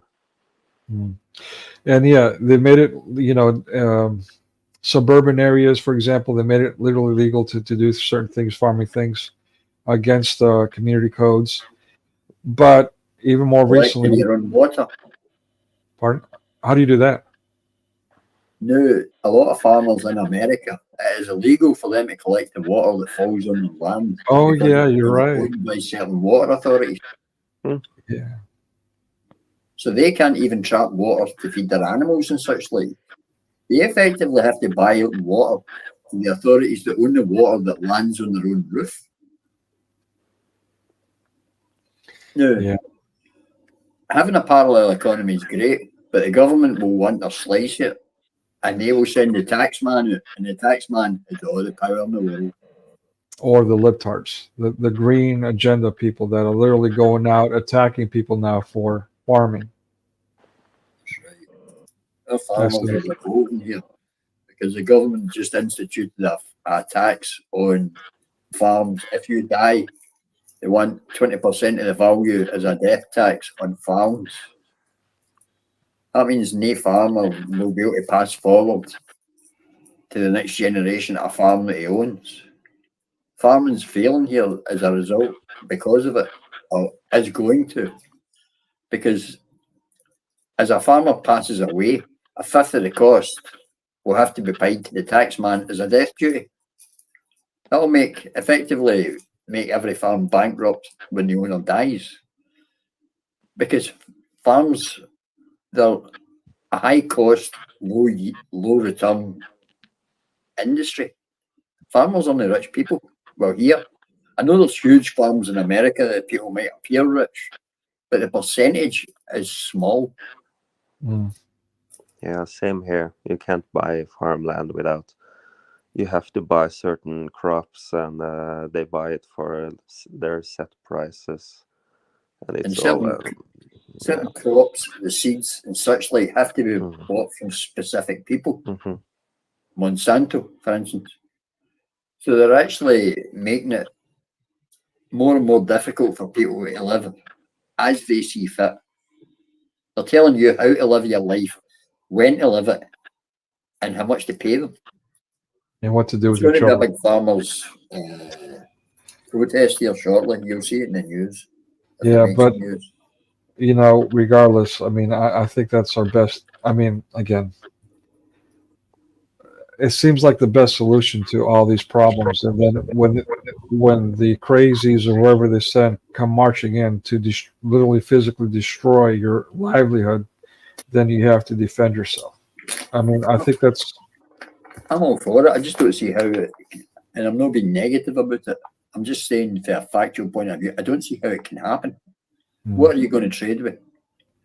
Well, that's the thing. That's exactly right. And then we got to go back to the barter system. That's exactly right. I don't know. That sounds. People will have nothing to trade. Well, we need to get to it. We need to start producing like we used to. I mean, all these AI right now and robots. I mean, Musk just unleashed his robot servants. So AI is taking over the internet, and this is all happening in this year.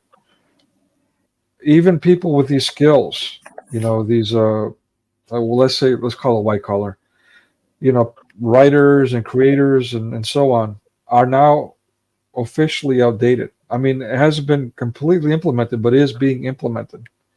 So at that point, what is left? I mean, what choices do we have? Oh, see, purely from a practical point of view, we've got cities of millions of people, right? They can't grow a livelihood in a window box in their window. What will they have? They will have nothing. No, that's true. I mean, there's a lot of videos online that talks about how you can do indoor farming and all these things. There's methods to it. It's possible, but it's difficult. Just take yourself, let alone make a profit from it, though, if you're doing it in a house in a city. Right. Your land. Right. Well, that's where that thing comes in, that Christian thing, where we take care of each other. Mm-hmm. I'm not saying we need to be communist and ration things out equally and all that, but I mean, we do have to be reasonable. Those that have excess, you know, take care of those that aren't able. Make sure everyone earns their bread, though. Make sure everyone does their part, just like we did back in the old days before we had all this crap we don't need. Yeah, we should have enough to feed everyone. It sounds bad, but without massive factory farming, people would starve. Even now, people would starve. And our population is now at 8 billion. 8 billion people. That's a lot of mouths to feed. Yeah. It's a lot of water. But if 8 billion people had at least, you know, some kind of growth, again, I'm focusing on the food here. There's more to it than just food. As you pointed out, water and shelter. I mean, sooner or later, the tax man is going to come knocking on your door. But you know, one step at a time. But the main thing is staying alive for a while, taking care of each other, instead of, you know, being the mass media doom prepper approach, where you try to stock up for, you know, maybe a few months so you can survive for a few months, and then, you know, get your weapons ready in case someone gets close to your stuff. That's not sustainable, to use their word. The Christian way is sustainable. The Christian way, I think, is the only way we're going to survive any kind of craziness they throw at us, including World War III. Until a man shows up with all his pals. And he's got guns. And he's got, you know. It's hard not to be negative about it from my point of view, right? We live in quite a densely populated country for somewhere so small. It is going to result in people starving to death. That's just a simple fact. You got a lot of farmland, don't you? No. No? No. We have to import huge amounts of food to sustain ourselves. Yeah. We have what could be considered a lot of farmland up till 100 years ago. But with a population of over 60 million, we can't sustain ourselves. If we're shut off, we're starving, we're going hungry. We import from all over the world.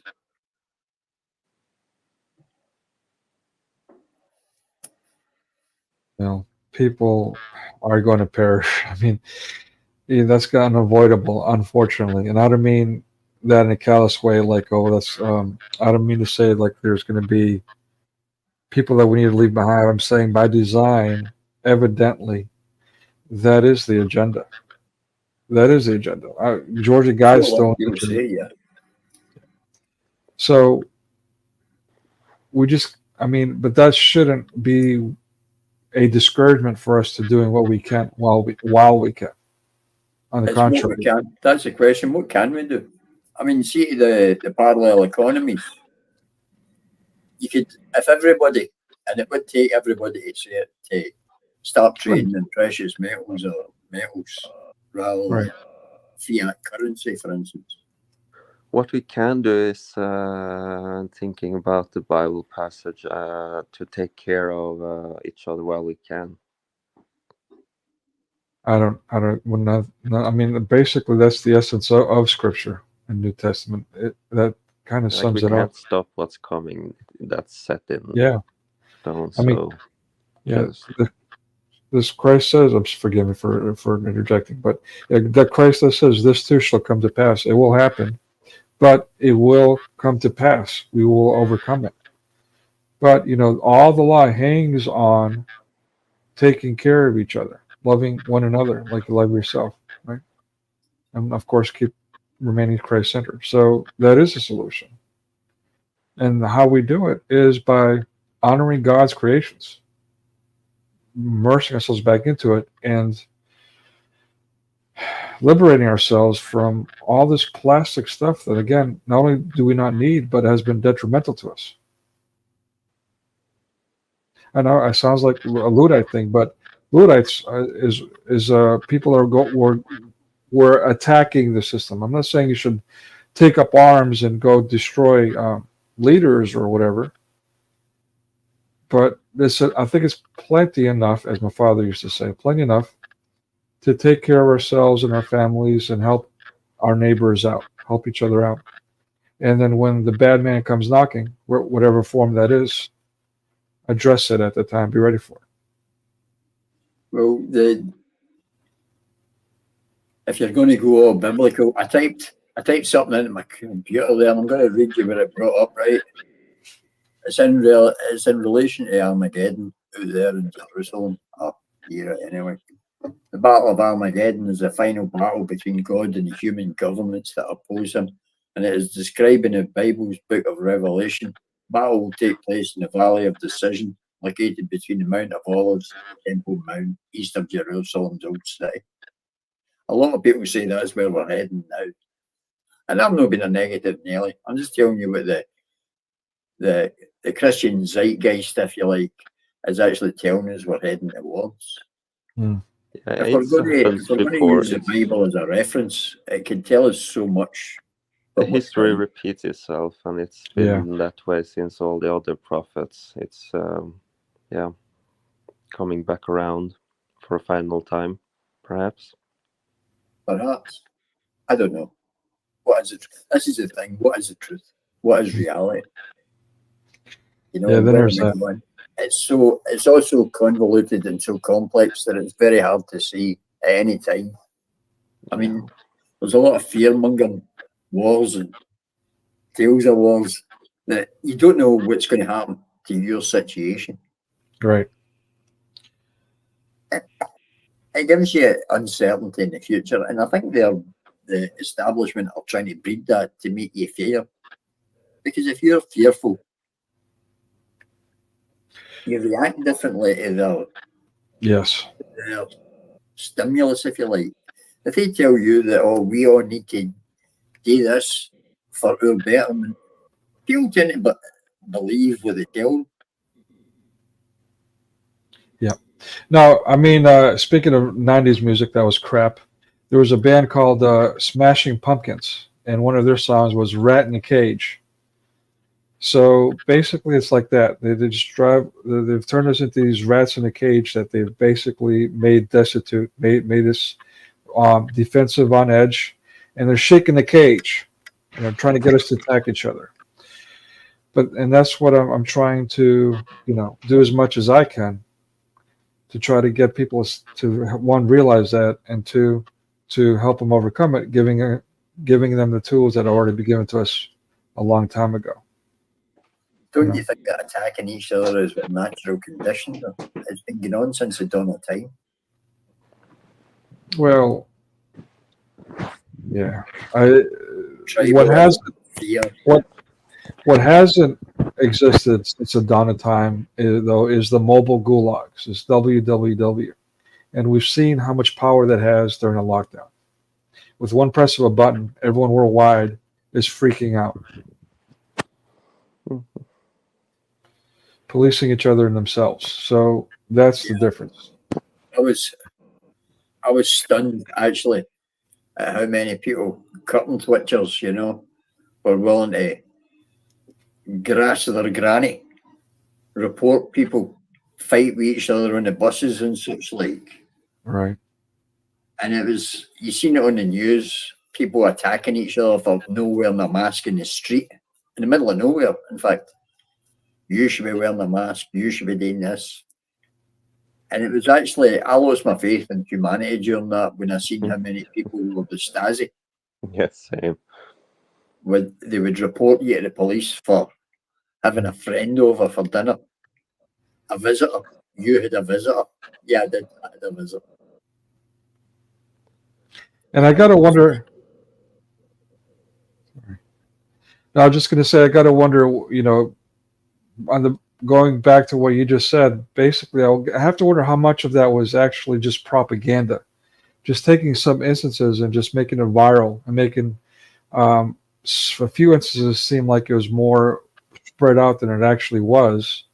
And therefore, now we're out of fear of policing ourselves and each other. Just like, I'd like to think that was the case, but I've seen it in my own family. Mm. My sister swallowed the whole line, sinker, fishing rod, and angler. She swallowed the whole thing. Yeah. You know, I was you're to right. wear masks. I was to get tested. I was to do this. I was like, look, see, if you hadn't showed up at my house, I wouldn't have been in danger for you. So why don't you think of what you're doing and just leave me alone? Yeah. No, I've got to agree. I got to actually, you're right. Come to think of it, I had the same issue. Hey, Rachel, you ready to come back up? I mean, when your own family is willing to start an argument with you or not wearing a mask in your own home. Yeah. My sister showed up at my home and insisted that I wear a mask. I said, you didn't have to come here. My family thought I was crazy, and sometimes I wondered if they were right. Yeah, I mean, that's true. Yeah, you start questioning yourself. You're right. I'm sorry, I'm laughing. It's just, yeah, you're right. You start questioning yourself. Sort of. Yeah, I mean, this is what everyone should have done. This was the opportunity to set the record straight. Screw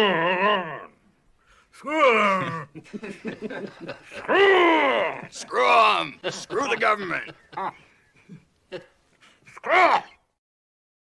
Yeah, I mean, it was our opportunity, especially the Christian church, to finally stand up for itself. But instead, we saw everyone else doing, well, not everyone, but so many doing the exact opposite. It was freaking us out, too. They closed the churches. Yeah. Although where I live, in Indiana, there were enough preachers who refused to close their churches that our governor, I don't like our former governor Holcomb, but he knew it was in his best interest to put an amendment in the Indiana state constitution that churches could never be forced to close against their will again, no matter what the emergency. I have family in Indiana, Columbus, Indiana. Yeah, I mean, I don't know what to say. Just I'll bring it up as an example that how things are different. I mean, again, especially through mass media control, it was really us people that made all that possible. If at least half of us just fought back, then that would have never passed. None of that would have ever happened. Yeah, the best resistance is just quiet as well as peaceful. The what do you call them? The protests are kind of overrated, though.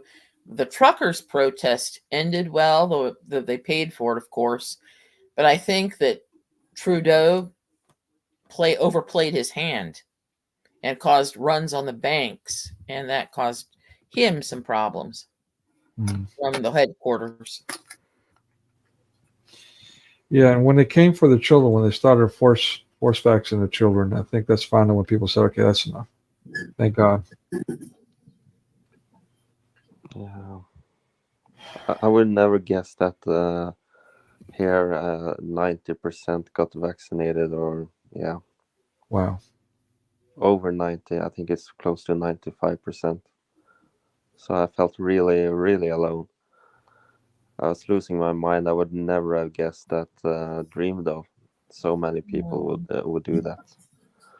I think I was prepared for something like that to happen long before. So I knew, like, when it all happened and they provided a solution, that I would not do it, but I had my options open. But as time went on, it got clearer and clearer that this is not it.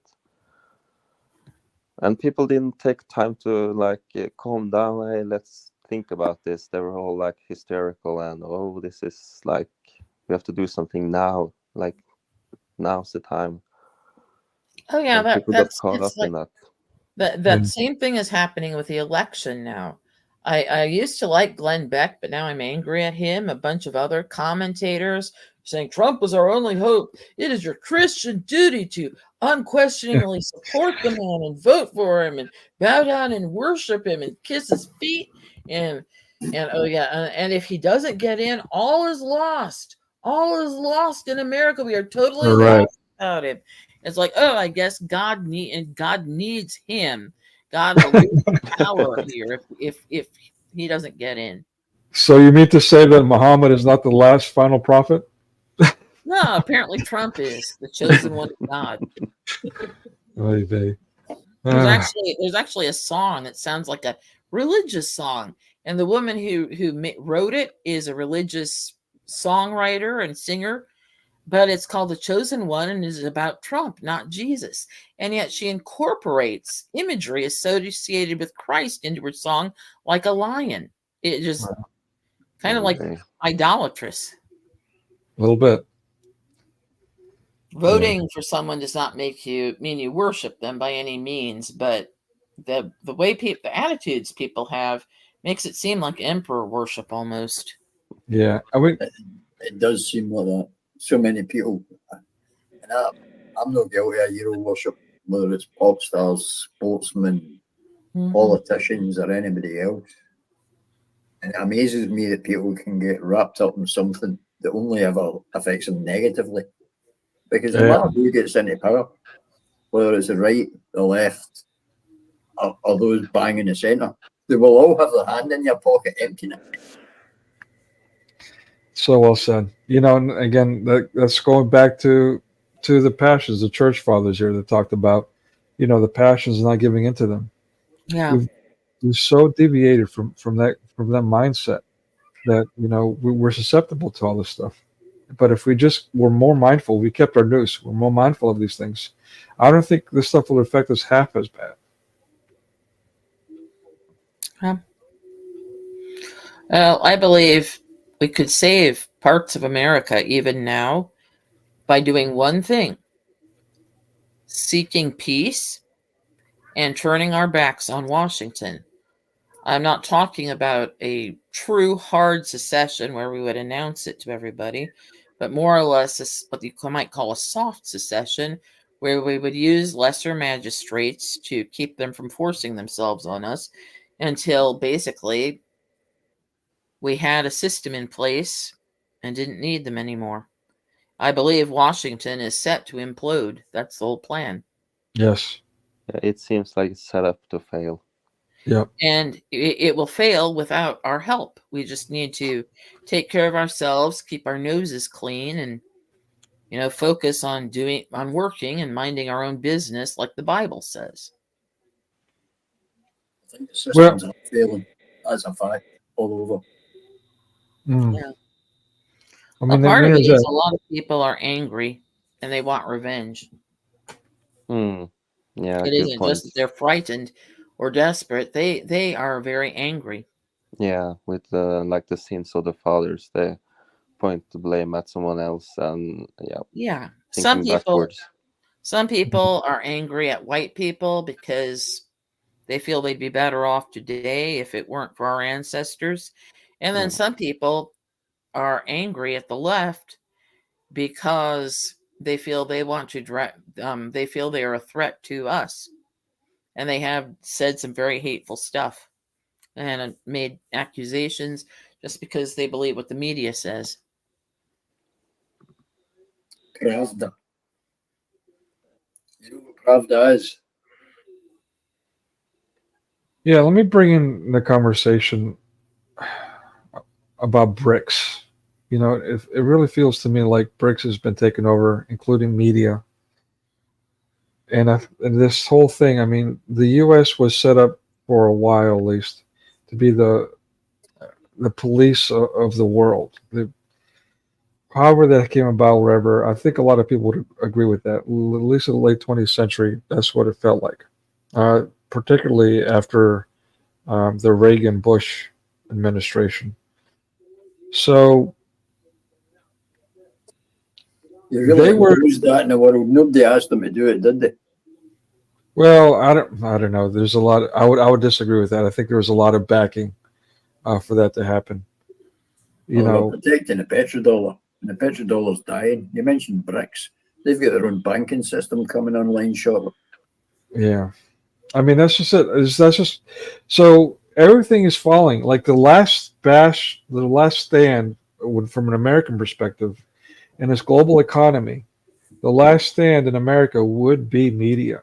You could say technology, but that's already been all but sold out. But so is Hollywood. Disney, a beast when it comes to media. I've noticed the quality of their content is basically vanished. At the same time, they've gone full on evil. Yeah, and I think that's Go with them. broke. Sorry. Go woke, go broke. Right. Well, exactly. And I think that's by design. Like it's if you go back to the Yuri Bezmenov thing, this whole degradation thing. I think it's to undermine them, so that their value does fall apart, and therefore now they're susceptible to a hostile takeover. Kind of like what so many other nations, what the U.S. or other nations have done to others, is now being done to them via BRICS. BRICS has done that to the U.S. and other nations. It's not just the United States. As you know, in Europe, European nations are suffering from the very same thing, and undermining from within, very communistic like, and you know all the industries, the local industries have been devalued, and now are being bought up. For example, Greece right now is selling a lot of its products to India. Isn't India like a poor country? We pay India. Yeah. We pay India cash support, and they have a space program. They are not a poor country. They have poor people, but they are not a poor country. Well, you know, so yeah, I mean, that's just it. I want to put that on the table. It feels to me like BRICS has taken over the entire world step by step.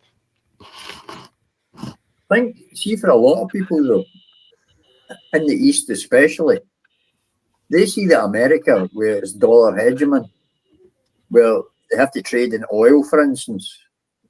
I mentioned the other night about Saddam Hussein. The Americans wanted to kick Saddam's ass because he was starting to trade in gold and other currencies. He wasn't wanting to sell oil using the dollar as a currency. And that's why the Americans hammered them. And they've won themselves no friends around the world by doing so.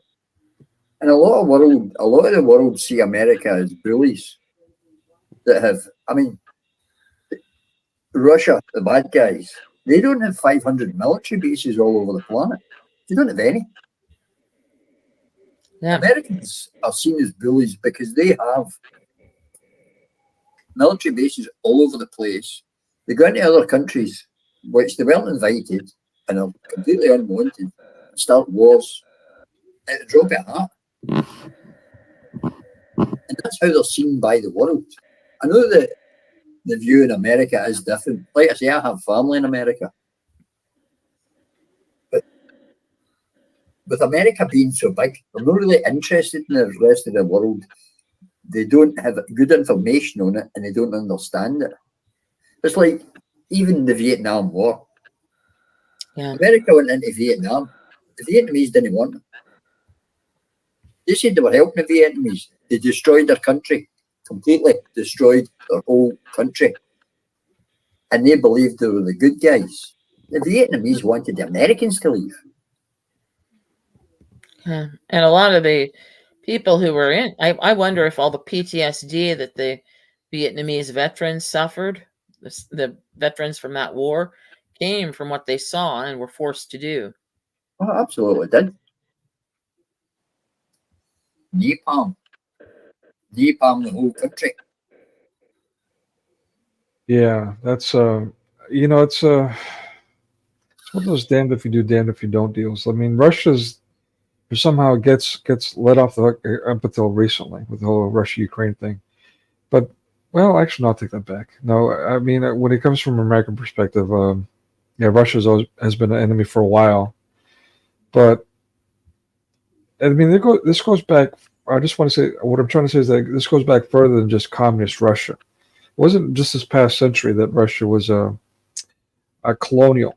You know, same thing with China, with Japan, with all these nations. They've been fighting each other for centuries upon centuries. So it's not just America that's just been doing this, or the UK, or you know whatever other nation. It seems like every nation has this story of this encroaching on its neighbors. Like we've moved from royalty to multinationals. I mean, if you talk about Europe and Russia, the Russian royal family was closely related to all the other royal families all over Europe. And that includes the British Empire, if you like, empire. Because they were all part of the one family. The Saxe-Coburgs. If you look at the Russian royal family and look at our royal family, it's very hard to tell them apart. We're cousins and they look like each other because they were so inbred. And that was true all over Europe and continental Europe, which includes Russia. And that was only up until the First World War. And in fact, the First World War was caused by a slow postal service. That never needed to happen. Yeah. You know, it was the intermarriage of Queen Victoria's offspring with all the royal families, just a few families intermarrying, the royals, that got. Yeah, they were marrying inside their own family. Victoria was a Saxe-Coburg. Her family name was Saxe-Coburg. Right. The hemophilia ran in her family, and she got all in the Russian family. Yeah. Right, but they were very closely related. Honestly, see if you look at artwork or latterly photographs of the Russian royal family and the British royal family of the period, you'd be very, very hard to tell them apart. And in fact, some of them looked like brothers, and it wasn't a mystery. They were. Kaiser Wilhelm was Victoria's uncle. We were fighting a war with Victoria's Uncle Willie. Wow. You need to remember this. That was a family squabble. Interesting. Now it seems like all the rulers in the world have taken to squabbling with their own subjects. Right. It's like they have an alliance against us. Exactly. Right. Yes. Again, going back. For some reason, people have not caught on. A lot of people, and even those who have caught on are hoping that there will be one good king who will save us, who isn't Jesus. Or communism. I mentioned that earlier, and it's still on my screen. Let me read from the text. If my screen will light up in the background here. Who will fight? Jesus will lead a heavenly army to defeat the Antichrist and his false prophet. When will it happen? The battle will take place after the tribulation, when Jesus returns to earth as a king. Where will it happen? The armies will gather at Armageddon, but the climactic battle will take place in the Valley of Decision. the entire Earth will be involved in the battle with no bystanders. That's why so many people in now say we're in the end of times. And if you listen to a lot of the evangelical preachers, they're telling you this is the end of times. Yeah. And it's sad, but I think that's the way they're pushing it. The Americans, if you like, how much debt do you have? Do you know? I don't know. Trillions. It's hundreds of trillions now. Trillions. Wow. British And on the funny we thing is, couldn't pay off our current debt in 10 generations if we Right. didn't amass any more. The But that Ponzi scheme is bust, and everybody knows it. Right. And I think the Great Reset is far more than some sort of World Economic Forum idea. I think it's going to come as a big collapse. Yeah. How it's going to happen, I don't know. I think it is going to happen. Maybe not this week, maybe not in 10 years, but it can't go on forever. Well, it seems like I can't say every nation, but a lot of nations, at least Western nations, are in debt. What about like India and China and Japan? Are they in debt? I don't even know. They're in debt to us, a lot of these countries. So all the countries are in debt. The IMF have been lending money all over the place. You mentioned Greece. They were bankrupt. Yeah. They know so much money they will never pay it off. They're in the same boat as us. The only reason we don't go bankrupt is inflation. We keep printing banknotes, and the value of our currency has been devalued 98% in under 100 years. I mean, the Our euro. sovereign used to be £1. You know, the Bible repeatedly says that the borrower is the slave to the lender, and yet so many Christians have gone along with the current system.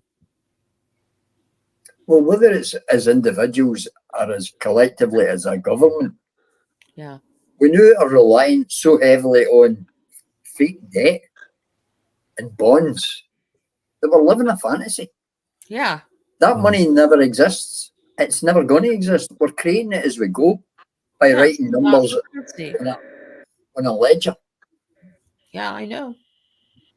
Our best hope is to set up alternative systems, but I don't see that happening. People are way too obsessed with taking over Washington, at least here in America. Well, I agree with it, but as I said a short while ago, I don't see how it can happen. I've thought about it. I've got a friend that wanted to go basically buy a boat and live in a harbour on his boat.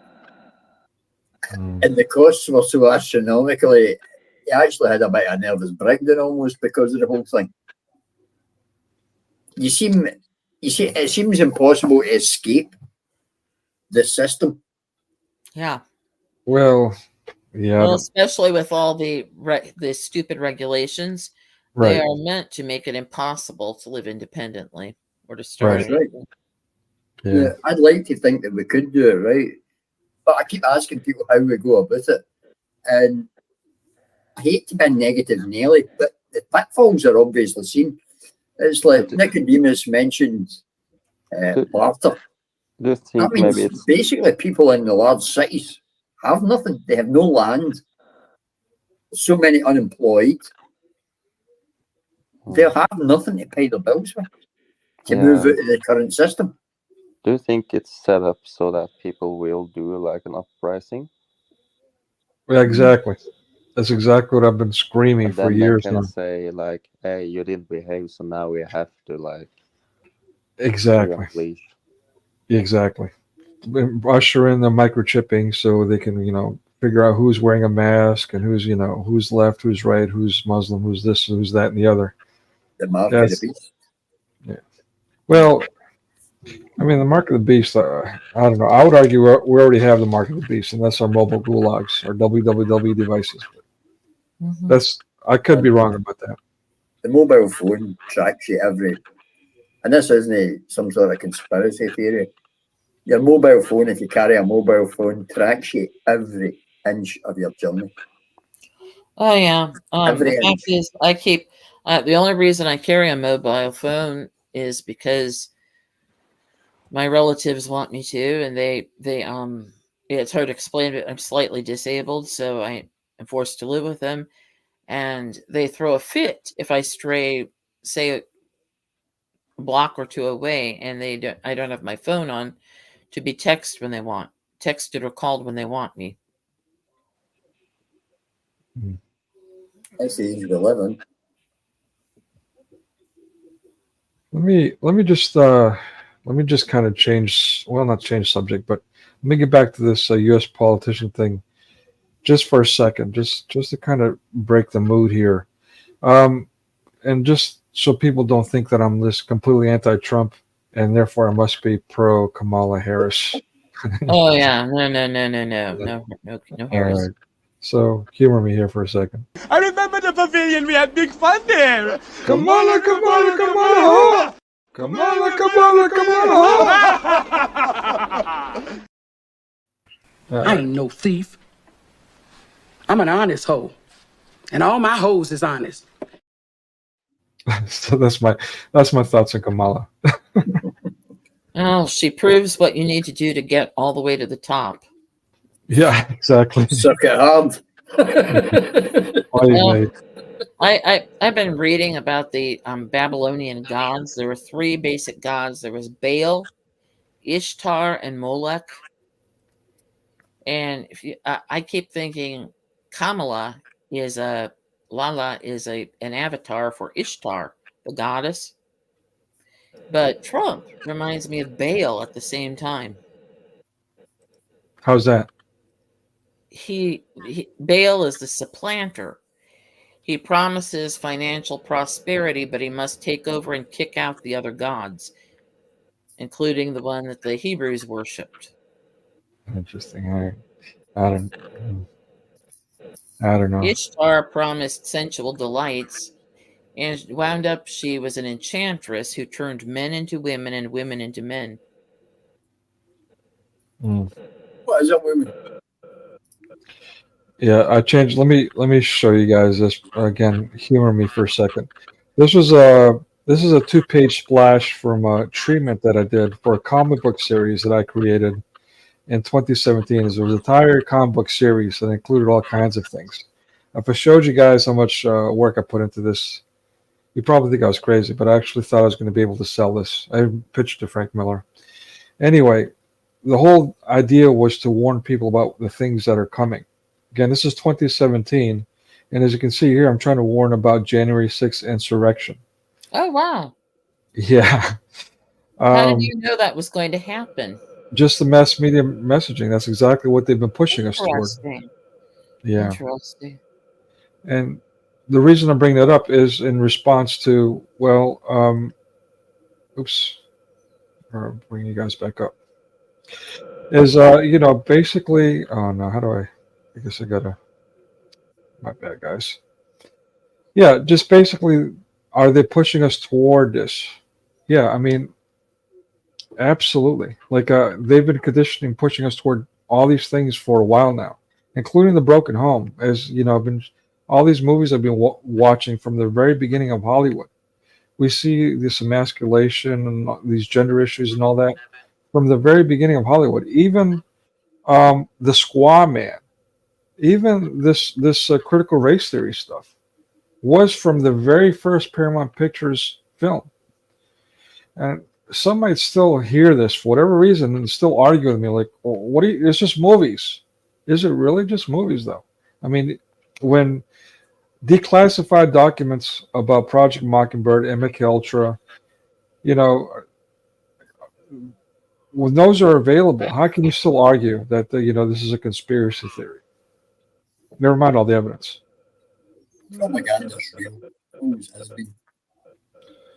Oh, what was the first Paramount picture that predicted CRT? Well, it didn't predict it. It was just a sampling of different things, including it was basically this privileged white couple or family that essentially kidnapped a little Native American Indian child, amongst other things, treated the squaw like a second-class citizen. And I'm not saying those things didn't happen. Yeah. But it's interesting that the very first film that Cecil B. DeMille does is representing these things from onset, from big picture number one. That is their theme. That's their topic. I do know the birth of a nation was not right, and that came 1 year afterward. Actually, 1 year afterward.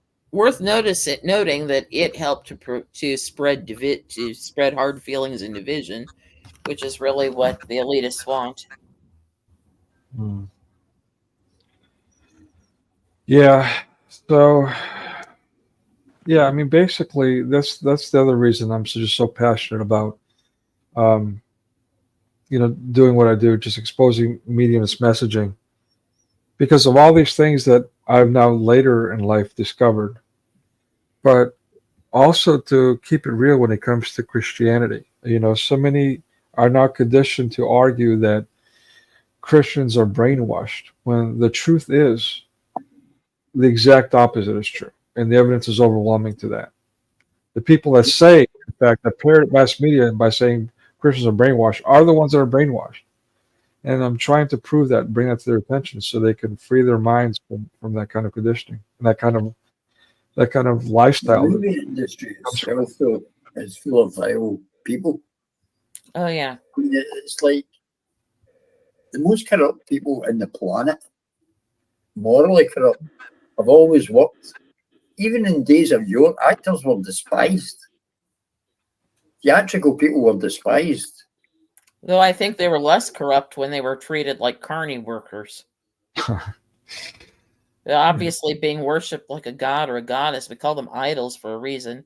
That's right, they are now, yeah. People. It's far worse than just treating them like ordinary jugglers and clowns. But in days of yore, people put in place actors, they were despised because they were all perverts and weirdos. And it's true to this day. Yep. Yeah. But and nobody wanted didn't want your daughter to become an actress. No. Exactly. But to this day, Hollywood is stuffed full. It's so sad to see all this. Hedonists. Yeah. People actually revere people that are despicable, if you want to be honest about it. Yeah, I didn't catch what you said, Daniel. Sorry, what was that? Oh, yeah, no, it's just sad to see the obvious attack on children nowadays. They're really targeting heavy on them in all kinds of social media and movies and the culture. First the men rebelling against God, and then the women, and now the children. That makes me angry. It's so obvious. The gay pride marches, we're here, we're queer, we're coming for your children. Mm-hmm. Yeah. Why are you so paranoid? We were just owning it and saying it as a joke. That's what they said. Everything is okay if it's a joke. And if we say something and you think that we mean it, you're paranoid and crazy. That's gaslighting at its finest. Mm-hmm. This children thing, that's another thing. I've been working for years now with Chinese students, also with American students. And so, I mean, the things I see, I work with them online. You guys, I mean, it's difficult for me to talk about as a man, because as a man, I'm instantly guilty, right? That's just how we're programmed to think. Like, men are just evil and the root of all evil and this and that. So, I'm the worst person in the world. I'm a white Anglo-Saxon Protestant. Exactly. Exactly. So, but regardless, I mean, I talk about it regularly, and I've been putting off doing a video. I'm just going to do a live stream. Just this last incident that I recorded, and I went back and recorded it. If you guys see this, you'll know that I'm not just making this up and all that. That's the other thing. A lot of the behavior sometimes is a little nonchalant. So, a little concealed. And therefore, for me saying it and then not being obvious might come off a certain way. That's one of my concerns too. But at any rate, I'm just going to go out and bite the bullet and start sharing this stuff. just so you guys can see for yourself, in a decade, people, we're talking about a decade from 2010 on, cell phones have changed the world. And our children have been completely transformed. I don't think parents realize just how bad it is. So I'm talking about, as an adult, children, how can I put it? They're basically, what's the word I can use? They're coming on to me. Let me put it lightly. They're coming on to me. Yeah, okay, you didn't see that coming? Yeah. So yeah, it's pretty bad. And I know some might not believe that. Again, I'm gonna do a live stream. I think because edited video takes me too long, so I'll just do a live stream and just show clips so you guys can see for yourselves. And it's not just me, just so you'll know. A lot of teachers complain about this, but including us male teachers. But also, I get this from little boys too, but little girls, most little girls, Chinese and in America. So don't think it's just like some kind of cultural thing either. It is a cultural thing, but it's coming. I'm certain, without actually having hard proof. What else can it be? It's got to be from their cell phone devices, the things that don't not only have access to, but that's being pushed on them. They're being exposed to. You know what the irony is, Nick? Well, in many cases, it is their mothers who pressure them to carry cell phones with them because they want them to be safe so they can check up on them. Yeah, and it's funny you say that because I was in a grad program, so I was an older student there with younger students. Let's say 18 to 20 to 25, whatever. And back then, it was just texting so far. Apps were just new. I was actually in a program learning how to design and develop and test these apps when they're first coming out. And I was just coming off of a psychology program, double major in education. So I was seeing all kinds of things. But what I noticed with these young ladies was that they were completely invested in their cell phone. And this is, again, just texting at this point. And let me just a bit of a mission here. For whatever reason, I freak people out. I'm a scary looking person. I don't know why. I don't like that. So these girls would see me and they would get freaked out and they would pull their cell phone out and start playing with it as if that's somehow going to protect them from me.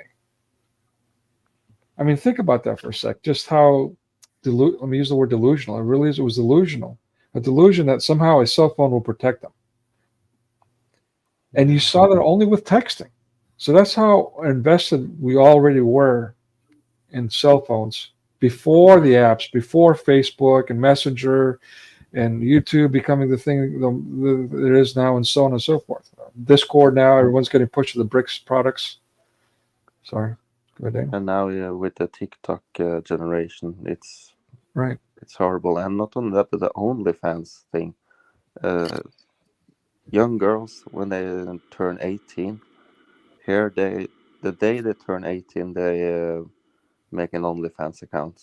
And I talk to young girls, and some of them have OnlyFans, others are very concerned about their friends, and they don't like that. And it's just so rampant. You wouldn't believe it. It's disgusting. Yeah. Like really. Sorry. They come to me and they tell me, the first thing they tell me, like, what do you want to buy? That's what they say.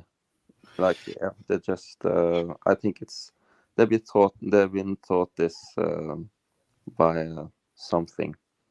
This is not normal. Just let me clarify. So OnlyFans is the thing that the Andrew Tate started, or is that something different? No, it's different, but it's the same thing. I think he exploited it. Basically, the platform was there, but he was successfully. Basically, he's an indie porn maker, and he tried to teach other young men how to do the same thing that he did. Mm-hmm. I shouldn't have said that word. Whatever. There's big money in it for them, isn't there? The likes of Tate. I mean, he drives a Bugatti. They're making a fortune off it. And where there's money, there's always people willing to exploit others for it. And there are a lot of young women I've noticed. I won't say all, but there's a lot of young women I see online are very silly, shallow, and vain. Yeah. Minxes, morons, and parasites. And I wonder if social Absolutely. media has done it. Exactly. I mean, this whole like culture has driven people to that, to be shallow, and and it breeds narcissism. Yes. Yes. The problem with it is a young lady can show her attributes and make money. That leads her to believe that what she has is valuable, which in that respect it is. But by having that value, it devalues what everybody has. Yeah. I mean, They've it's devalued sexuality and all the rest of it, and it's been commodified. Now, that it's always been a thing commodification like in ruins Hollywood. everything. So I'm sorry. No, on you go.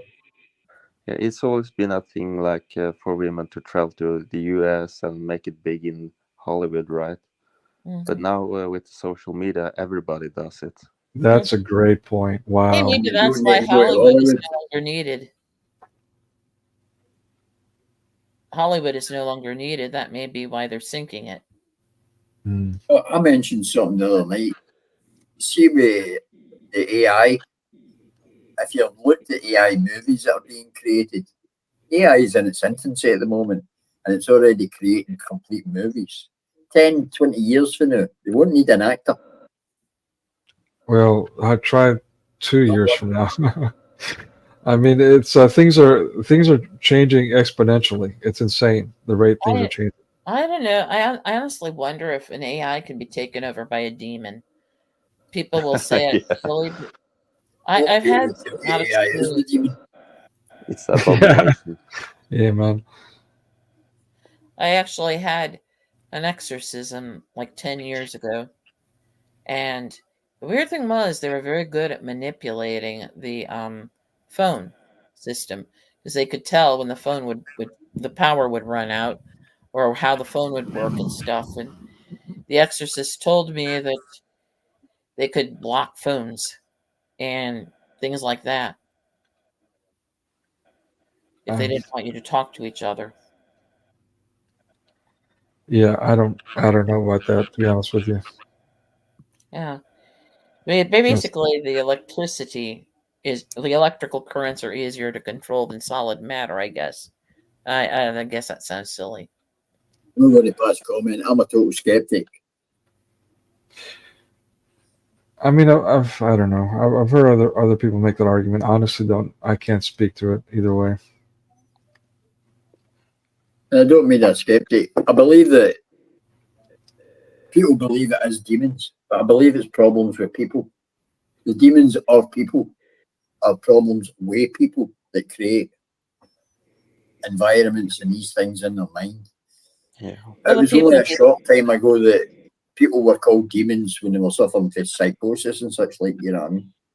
Yeah. So perhaps it's the spirits that they got.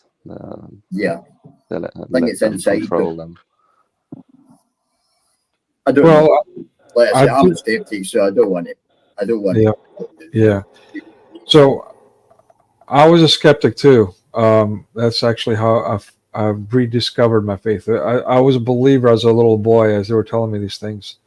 But as a young adult, I got away from it, especially as a product of mass media myself.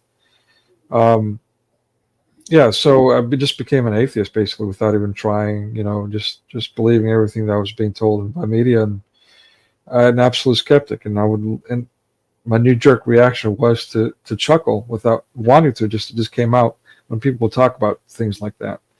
But then back then I was also doing martial arts pretty heavily, and so I got involved with this guy. We called him the Ninja Master. He's actually one of my characters in my comic book. But yeah, so basically this guy would do some really weird things. I mean, to put in perspective, if you guys ever seen any clips of these Shaolin monks like doing mind over matter things and like doing crazy things through the body and being able to withstand it Lying on a bed of nails, and stuff like that. And more, yeah, pretty intense stuff. firewalks. Yeah. This is more like striking them with things and like breaking bricks with their gut or with their head or things like that. I mean, this guy was one of those people. Like, and what I mean by that is, they used to nag me about giving him a punch in the solar plex, which if you're a martial artist, you train to tighten your solar plex. So I wasn't really impressed with that. Not to mention, I don't want to strike anybody for whatever reason without needing to. So, but they kept nagging me and nagging me and nagging me. And so finally, I got fed up and I was like, all right, you want me to punch him? I'll punch him. And I swear that, I mean, the devil got into me, so to speak, and I just got nasty. Forgive me, guys, for how this sounds, but I really got evil. And I punched the guy, but instead of punching him in the solar plex, without warning him, I punched him in the neck and right there in his artery, like basically right under his ear. Yeah, it should have like dazed him or knocked him out or nudged him or something. But the guy didn't grunt, didn't budge, not even a half an inch, nothing. No mark, nothing. So that kind of made me believe, like, there's something going on here. But anyway, so my cousin did this chi energy expansion thing with some called golden armor. Yeah, Qigong, right. But this was so we did a lying down meditation. It was so, and so basically the exercise was supposed to expand your chi energy from within so you can create this strong armor so you can protect yourself from any attack in case you're blinded. That was the whole point of this. So I'm going through this stuff and things got out of hand, and basically I went through what some call sleep paralysis. And so I thought I was going to die. And again, at that point, I was an atheist, right? I'm a skeptic. So, but I heard that, hey, you know what? If you ask for forgiveness at the last minute, God will forgive you. So at that point, I'm thinking, like, you know what? I can't move. I couldn't even speak. I couldn't do anything. I couldn't even warn my cousin, hey, something's going on. I'm freaking out. I thought I was dying from a heart attack or something. And so I started asking God for forgiveness and surrendered myself to God. And as soon as I did that, I felt this crazy like jerk, like my soul was being ripped out of the center of my body toward a light, like just violently being ripped toward it. And then somehow I freaked out and came to and sat up like exorcist style, like an L shape in my bed. And then, of course, I went into shock right after that. And that is what made me a believer in the supernatural, that experience. Now, you can easily call it a religious experience. Right. Sleep paralysis. I mean, again, I was about to say you can easily write that off as some kind of self-hypnosis or psychological event. But so many people go through the same thing and explain it the same way that after a while, you've got to wonder, is it really something that's you made up by on your own mind? When some other people who have never heard this explanation go through that same thing? I mean, isn't that, at least through inductive reasoning, evidence enough to say, hey, you know what, maybe there is something happening there? Yeah, it is something happens. It is said that what you believe it shall be. And with all those occult stuff, let's call it, I'm not a subscriber to, shamanism and, witchcraft and that stuff. But what matters to me is that other people believe it and they will act accordingly. Right. But I also am a skeptic, even as a Christian, when I heard about, when people are delivered from, illnesses or stuff like that. I was like, yeah, sure. But I never seen it before. And just recently, I had an issue, not really a bad one, but I had it for quite a while, and I asked for God to just deliver me from it. And it wasn't any big prayer. I just asked him from my heart, this would be real nice if you did it. And sure, it happened. And I never thought yeah, that was I don't know. Maybe I taught myself well, but I tried a lot of other things, and those had like varying degrees of like help, but nothing like this one. So Yeah. that yeah. And that I imagine that definitely changed your life, made you a believer now in answer, at least in answer prayers. Mm-hmm. Yeah. So I mean, I could be wrong, but it feels like a lot, at least a lot of the answer prayers I've experienced seem to be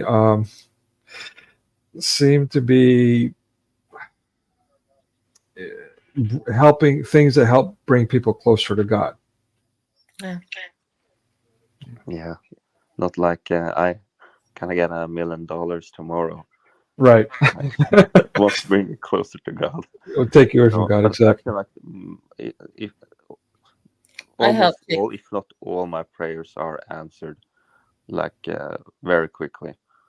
And I've seen it, and it's like I can't. I'm a skeptic, but when it happens like 100 out of 100 times, like come on. Right. I helped take a family friend of a friend of a friend to a Benny Hinn event. He's a famous American faith healer celebrity. That man is so obviously fake. It was easy to see how he's doing his healings. Of course, my friend did not get healed because he used the people who had hysterical problems. He put them in front. So they felt better because it was all in their mind to begin with. I'm going to Yeah, ask, recently, a while back, it was actually during the lockdowns that we had here, a person I was in touch with asked me if I had. I told him, I was honest, I've got a very tenuous connection now to the narrow path through one thing and another. And he asked me, I think he was trying to find out if I was being honest. And he asked me if I had a favourite story from the Bible. And I answered almost immediately. Now, I'm going to ask you guys, do you have a favourite story for the Bible? I'll be happy to tell you what mine was. And it's not a favourite, it's just one that left a message. I like the prodigal son. Mm. I know so many, I have a hard time picking Yeah. one. I'm with you, Rachel. Yeah. The lost sheep, the parable of the lost sheep, I guess. Good one. Yeah, I don't know. I have a lot of them. I don't know what to choose. I don't think it's fair for me to choose one when I like so many. Well, it's not necessarily that you like it, but it left an impact or left a mark.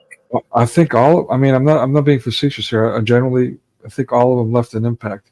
I think the one I use here most is not so much a story, but God speaking when it comes to things like this, the end of times, as we say, when he says, "Blessed are those who endure to the end." I mean, some might say, "Well, of Revelation, course." Then. I think I'm not sure, to be honest. It's Matthew 24:13, but I think that's yeah. He talks about he talks about the end of the times during the Gospels too, and I think it's the one he's talking about the son of perdition as well. He's talking about this and that will happen. You know, tells people if you're in Judea, go to the hills, go to your rooftops, don't leave your stuff, that kind of thing. If those who are nursing during those times, woe unto you, you're going to be distraught, which is kind of what we're seeing these days. We just mentioned earlier the children and how they're being targeted. So it's very difficult. It's one thing for us to go through our things and try to overcome, but when we watch our children suffer, it's a very difficult thing. So yeah, so that line comes from that. Basically, it's this too shall come to pass.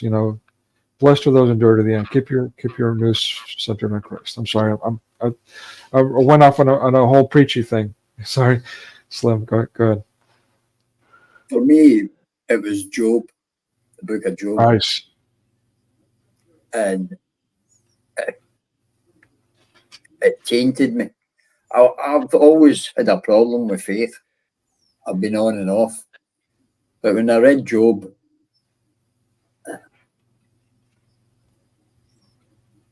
It left me with a really bitter taste in my mouth. And I could have been doing with some support at the time, and I do read Bible, right? I've got a collection of them, in fact, old Bibles. And I read Job, and I found it hard. It wasn't the first time I'd read it. It just had very an impact at that time. I found it very hard to think that there was any decency left. Yeah. It was hard for me, you know. Was there, I mean, could you, forgive me for asking, but yeah, you don't have to answer this. I'm just curious. Was there something that like touched you personally in that? Like, was there something that you can relate and that's why it compelled you? Oh, absolutely. No, I didn't read that deliberately to find what I found or what my realization was. But to be tested in such a way and still remain pure and faithful. For me, I cared about people and they died repeatedly. And then I read that and I thought, a Christian would say, and did say, they're testing your faith. For me, it was more than that. I felt that if there was a God and he was testing me, he didn't care much about me. Because it left me. At the start of the lockdowns, a friend of mine, she took the jag and got a blood clot and died. I'd known her and she was more than a friend, and I'd known her for over 30 years. I'm sorry. And her demise was rapid, and it was obviously something that just come over her. Now, she was mandated. She worked in making valves for people's hearts and the pipe work. See, when you go get a heart operation, she actually manufactured that pipe work and the valves for your hearts. There's a place in Scotland that makes a lot of them. And then she was mandated because of the nature of her employment that she had to take the jag. And basically it killed her really quickly. She was one of the first people that I'd actually seen getting a clot.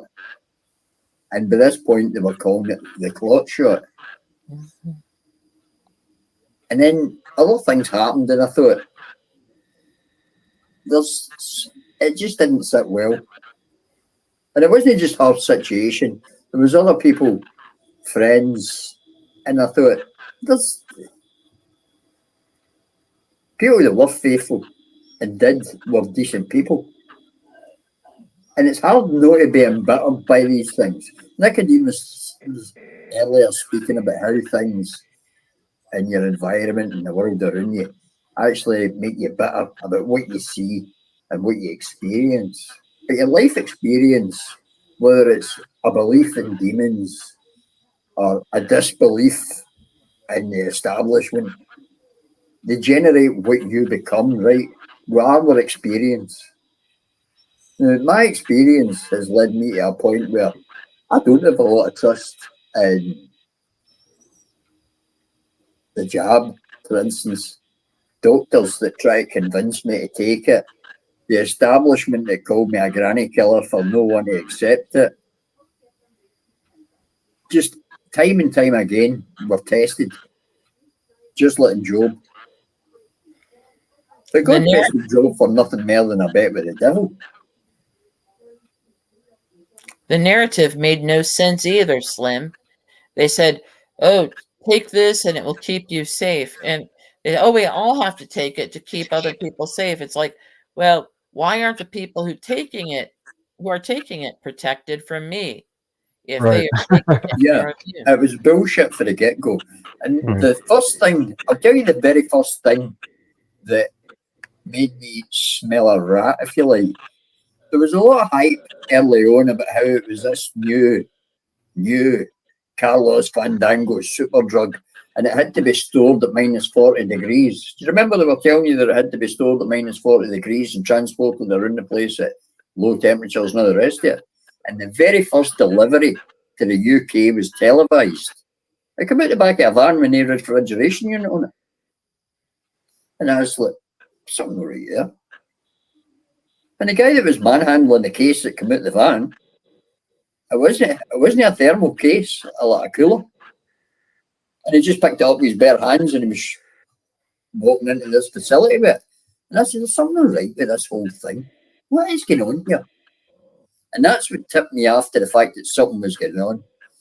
And of course, me being interested in current affairs, I was all over this story for the get-go. It is in fact the case. I'm ashamed to say it.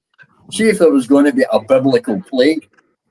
And remember, in Britain, they were talking about us losing 30% of our population minimum, right, early on, which was total scaremongering.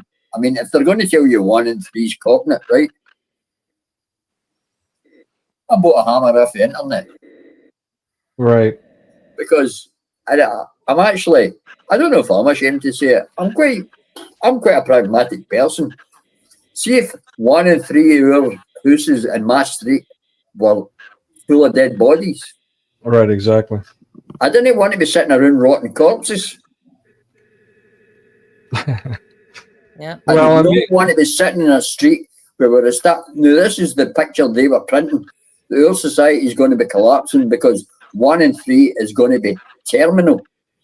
There was a guy here who was actually having sex with his pal's girlfriend, who was telling us, I can't remember his name, he had done this mapping and tell us we were going to lose millions of people, millions.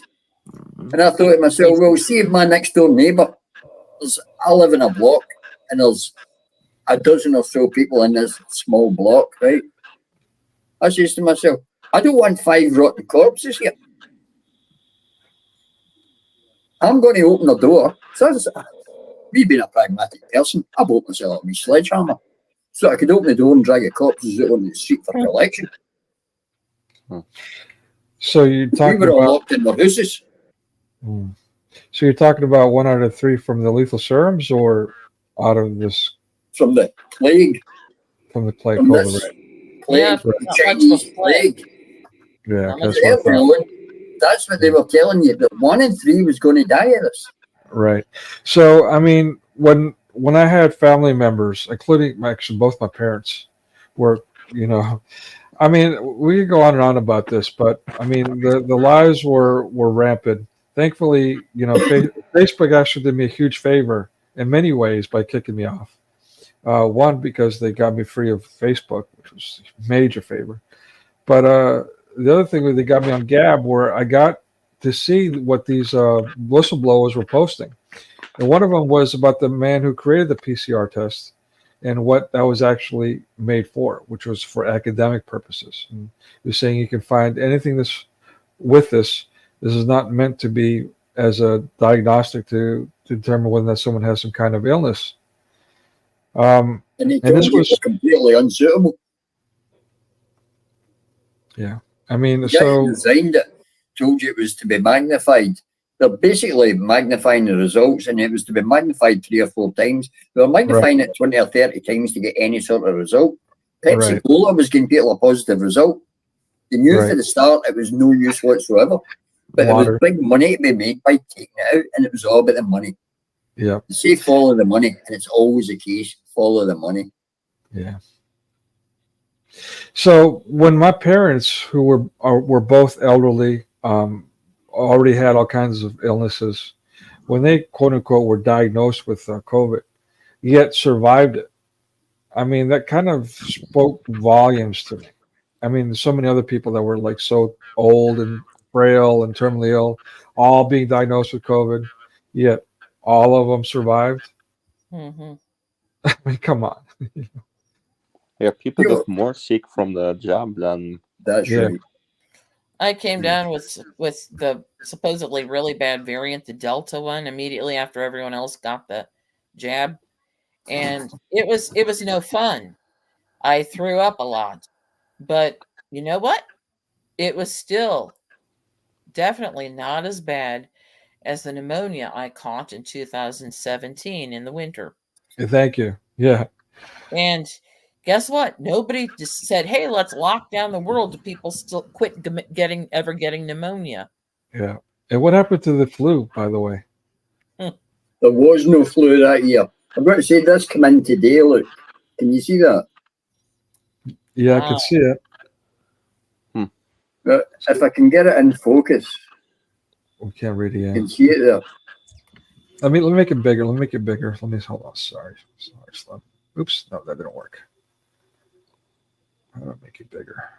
Yep, they keep offering me those things when I see the doctor, but I never take it. You're now invited to your get free flu COVID-19.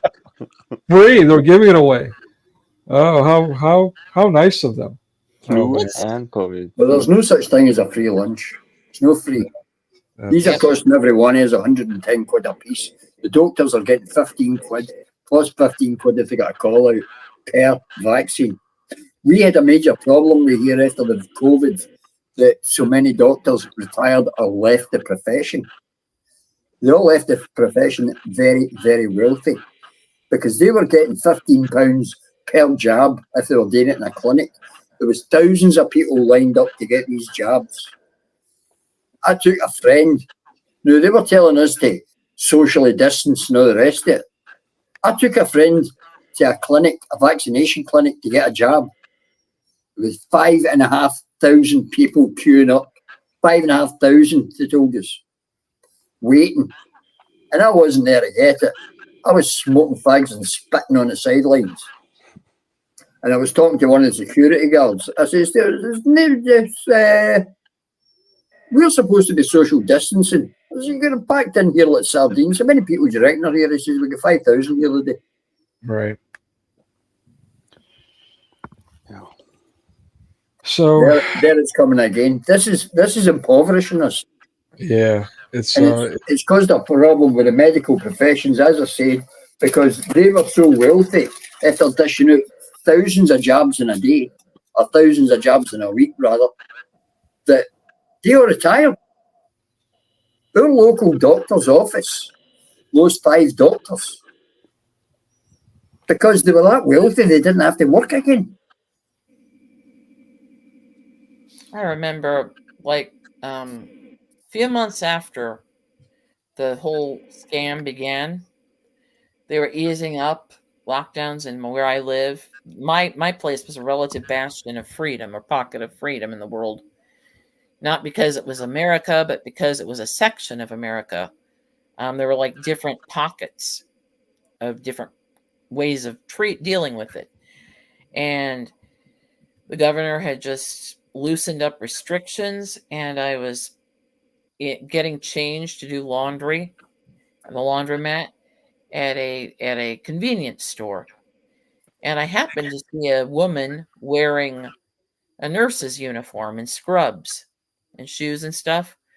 And I went up to her and said, "Oh, we had a busy day today?" And suddenly she drew close to me and said, "It's a lie. It's a lie. All the beds are empty." It's like she couldn't stand it anymore. And I was kind of taken aback. Well, she was telling you the truth. I know. I know for a fact here that while they were telling you, oh, there's thousands in hospital, the hospitals were empty here. They had got rid of them that didn't need immediate attention. And the hospitals were actually sitting empty. And the COVID cases that were supposed to materialise just didn't. It killed very few people. And Daniel was right. The jab killed more than the virus did. And then they told us there was no flu this year. The usual 38,000 cases of winter flu didn't materialise. They were all attributed as being COVID-19. They added that to the numbers, and they still couldn't make it up more than what was actually dying here. Of that, there's 40,000 die of, hang on, let me remember what it's called.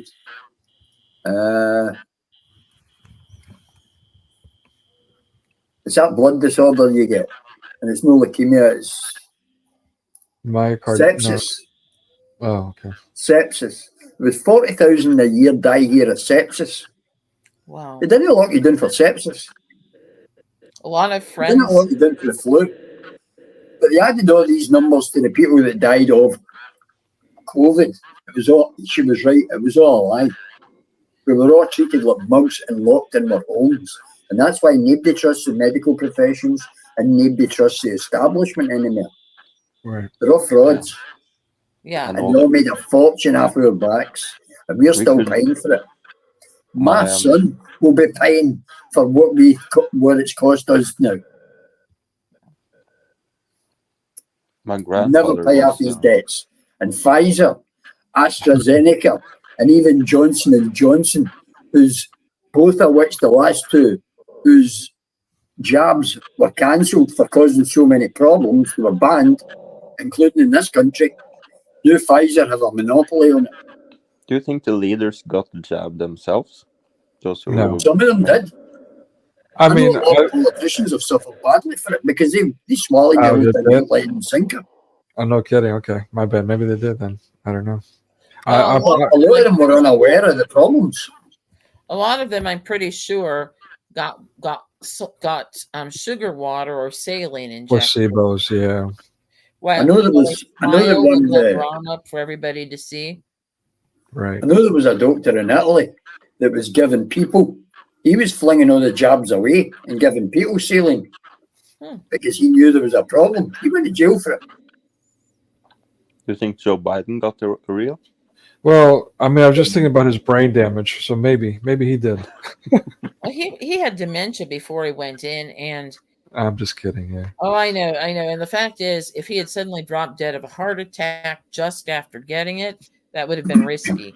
And they remember. I don't know if you've seen it, but I don't remember the country. But it was I think it was Denmark. But there's a lot more people. You know, when they had their press conferences about virus and everything, and they were dropping like flies, like planks, live. Wow. Yeah. I remember the first woman, or the first nurse who volunteered to get it. She suddenly collapsed, and they dragged her off. Stage. And we never saw her on screen again. And I said, well, has she ever been on social media? And her social media account is still blank. I thought, well, they should have put something up, put up a fake or something. But yeah, her social media account has not been posted on since then. And the last people saw, she collapsed and was dragged off. And I think that some authority reported that she's alive and well and recovered after passing out, but nobody has seen her since then. Yeah, the cover up. A Norwegian nurse was. Take a look at, sorry, Dan. See if you take a look on the internet as well, you see all the young sportsmen that's died of these heart conditions it's caused. Yeah. Hundreds of people have died on the field and on film. I've got a 4-hour live stream on Rumble. It was also streaming on here. Actually, I think Rachel, you were on there for a while too. It was here for 4 hours, and then as soon as I brought up Dr. Erickson, I don't know what it was. They never told me what it was. They kicked me off all of a sudden after 4 hours of streaming. But when I was talking about Dr. Erickson, that's when it happened. And he was someone out of California, a doctor, and a partner. They were both virologists. About 3 months after the COVID thing, I think it was like in March, they came out and had a public conference and said, hey, you know what? These are the facts. And if you extrapolate this data, then this is the reality. And, they were just being common sense about it, speaking facts and all these things. And they were just being alienated. And, it just, but if you look at everything they said, and including the frontline doctors who talked about, by the way, a cure that was 100%, actually 100% effective and safe, no side effects. The ivermectin and hydroxychloroquine. Yeah, I mean that stuff alone just blows up this whole thing. So, You wouldn't even let us buy it here. Pardon? You wouldn't let us buy ivermectin or hydroxychloroquine. Yeah, exactly. I mean, yeah, Aaron Rodgers, who I'm no longer a fan of, but I mean, others. Joe Rogan got criticism for speaking the truth about it. I myself bought some for my neighbor's wife, and all of a sudden she got better. Just gave him, hey, take these vitamins and take this stuff, and she got better. The whole thing's disgusting, don't you think so?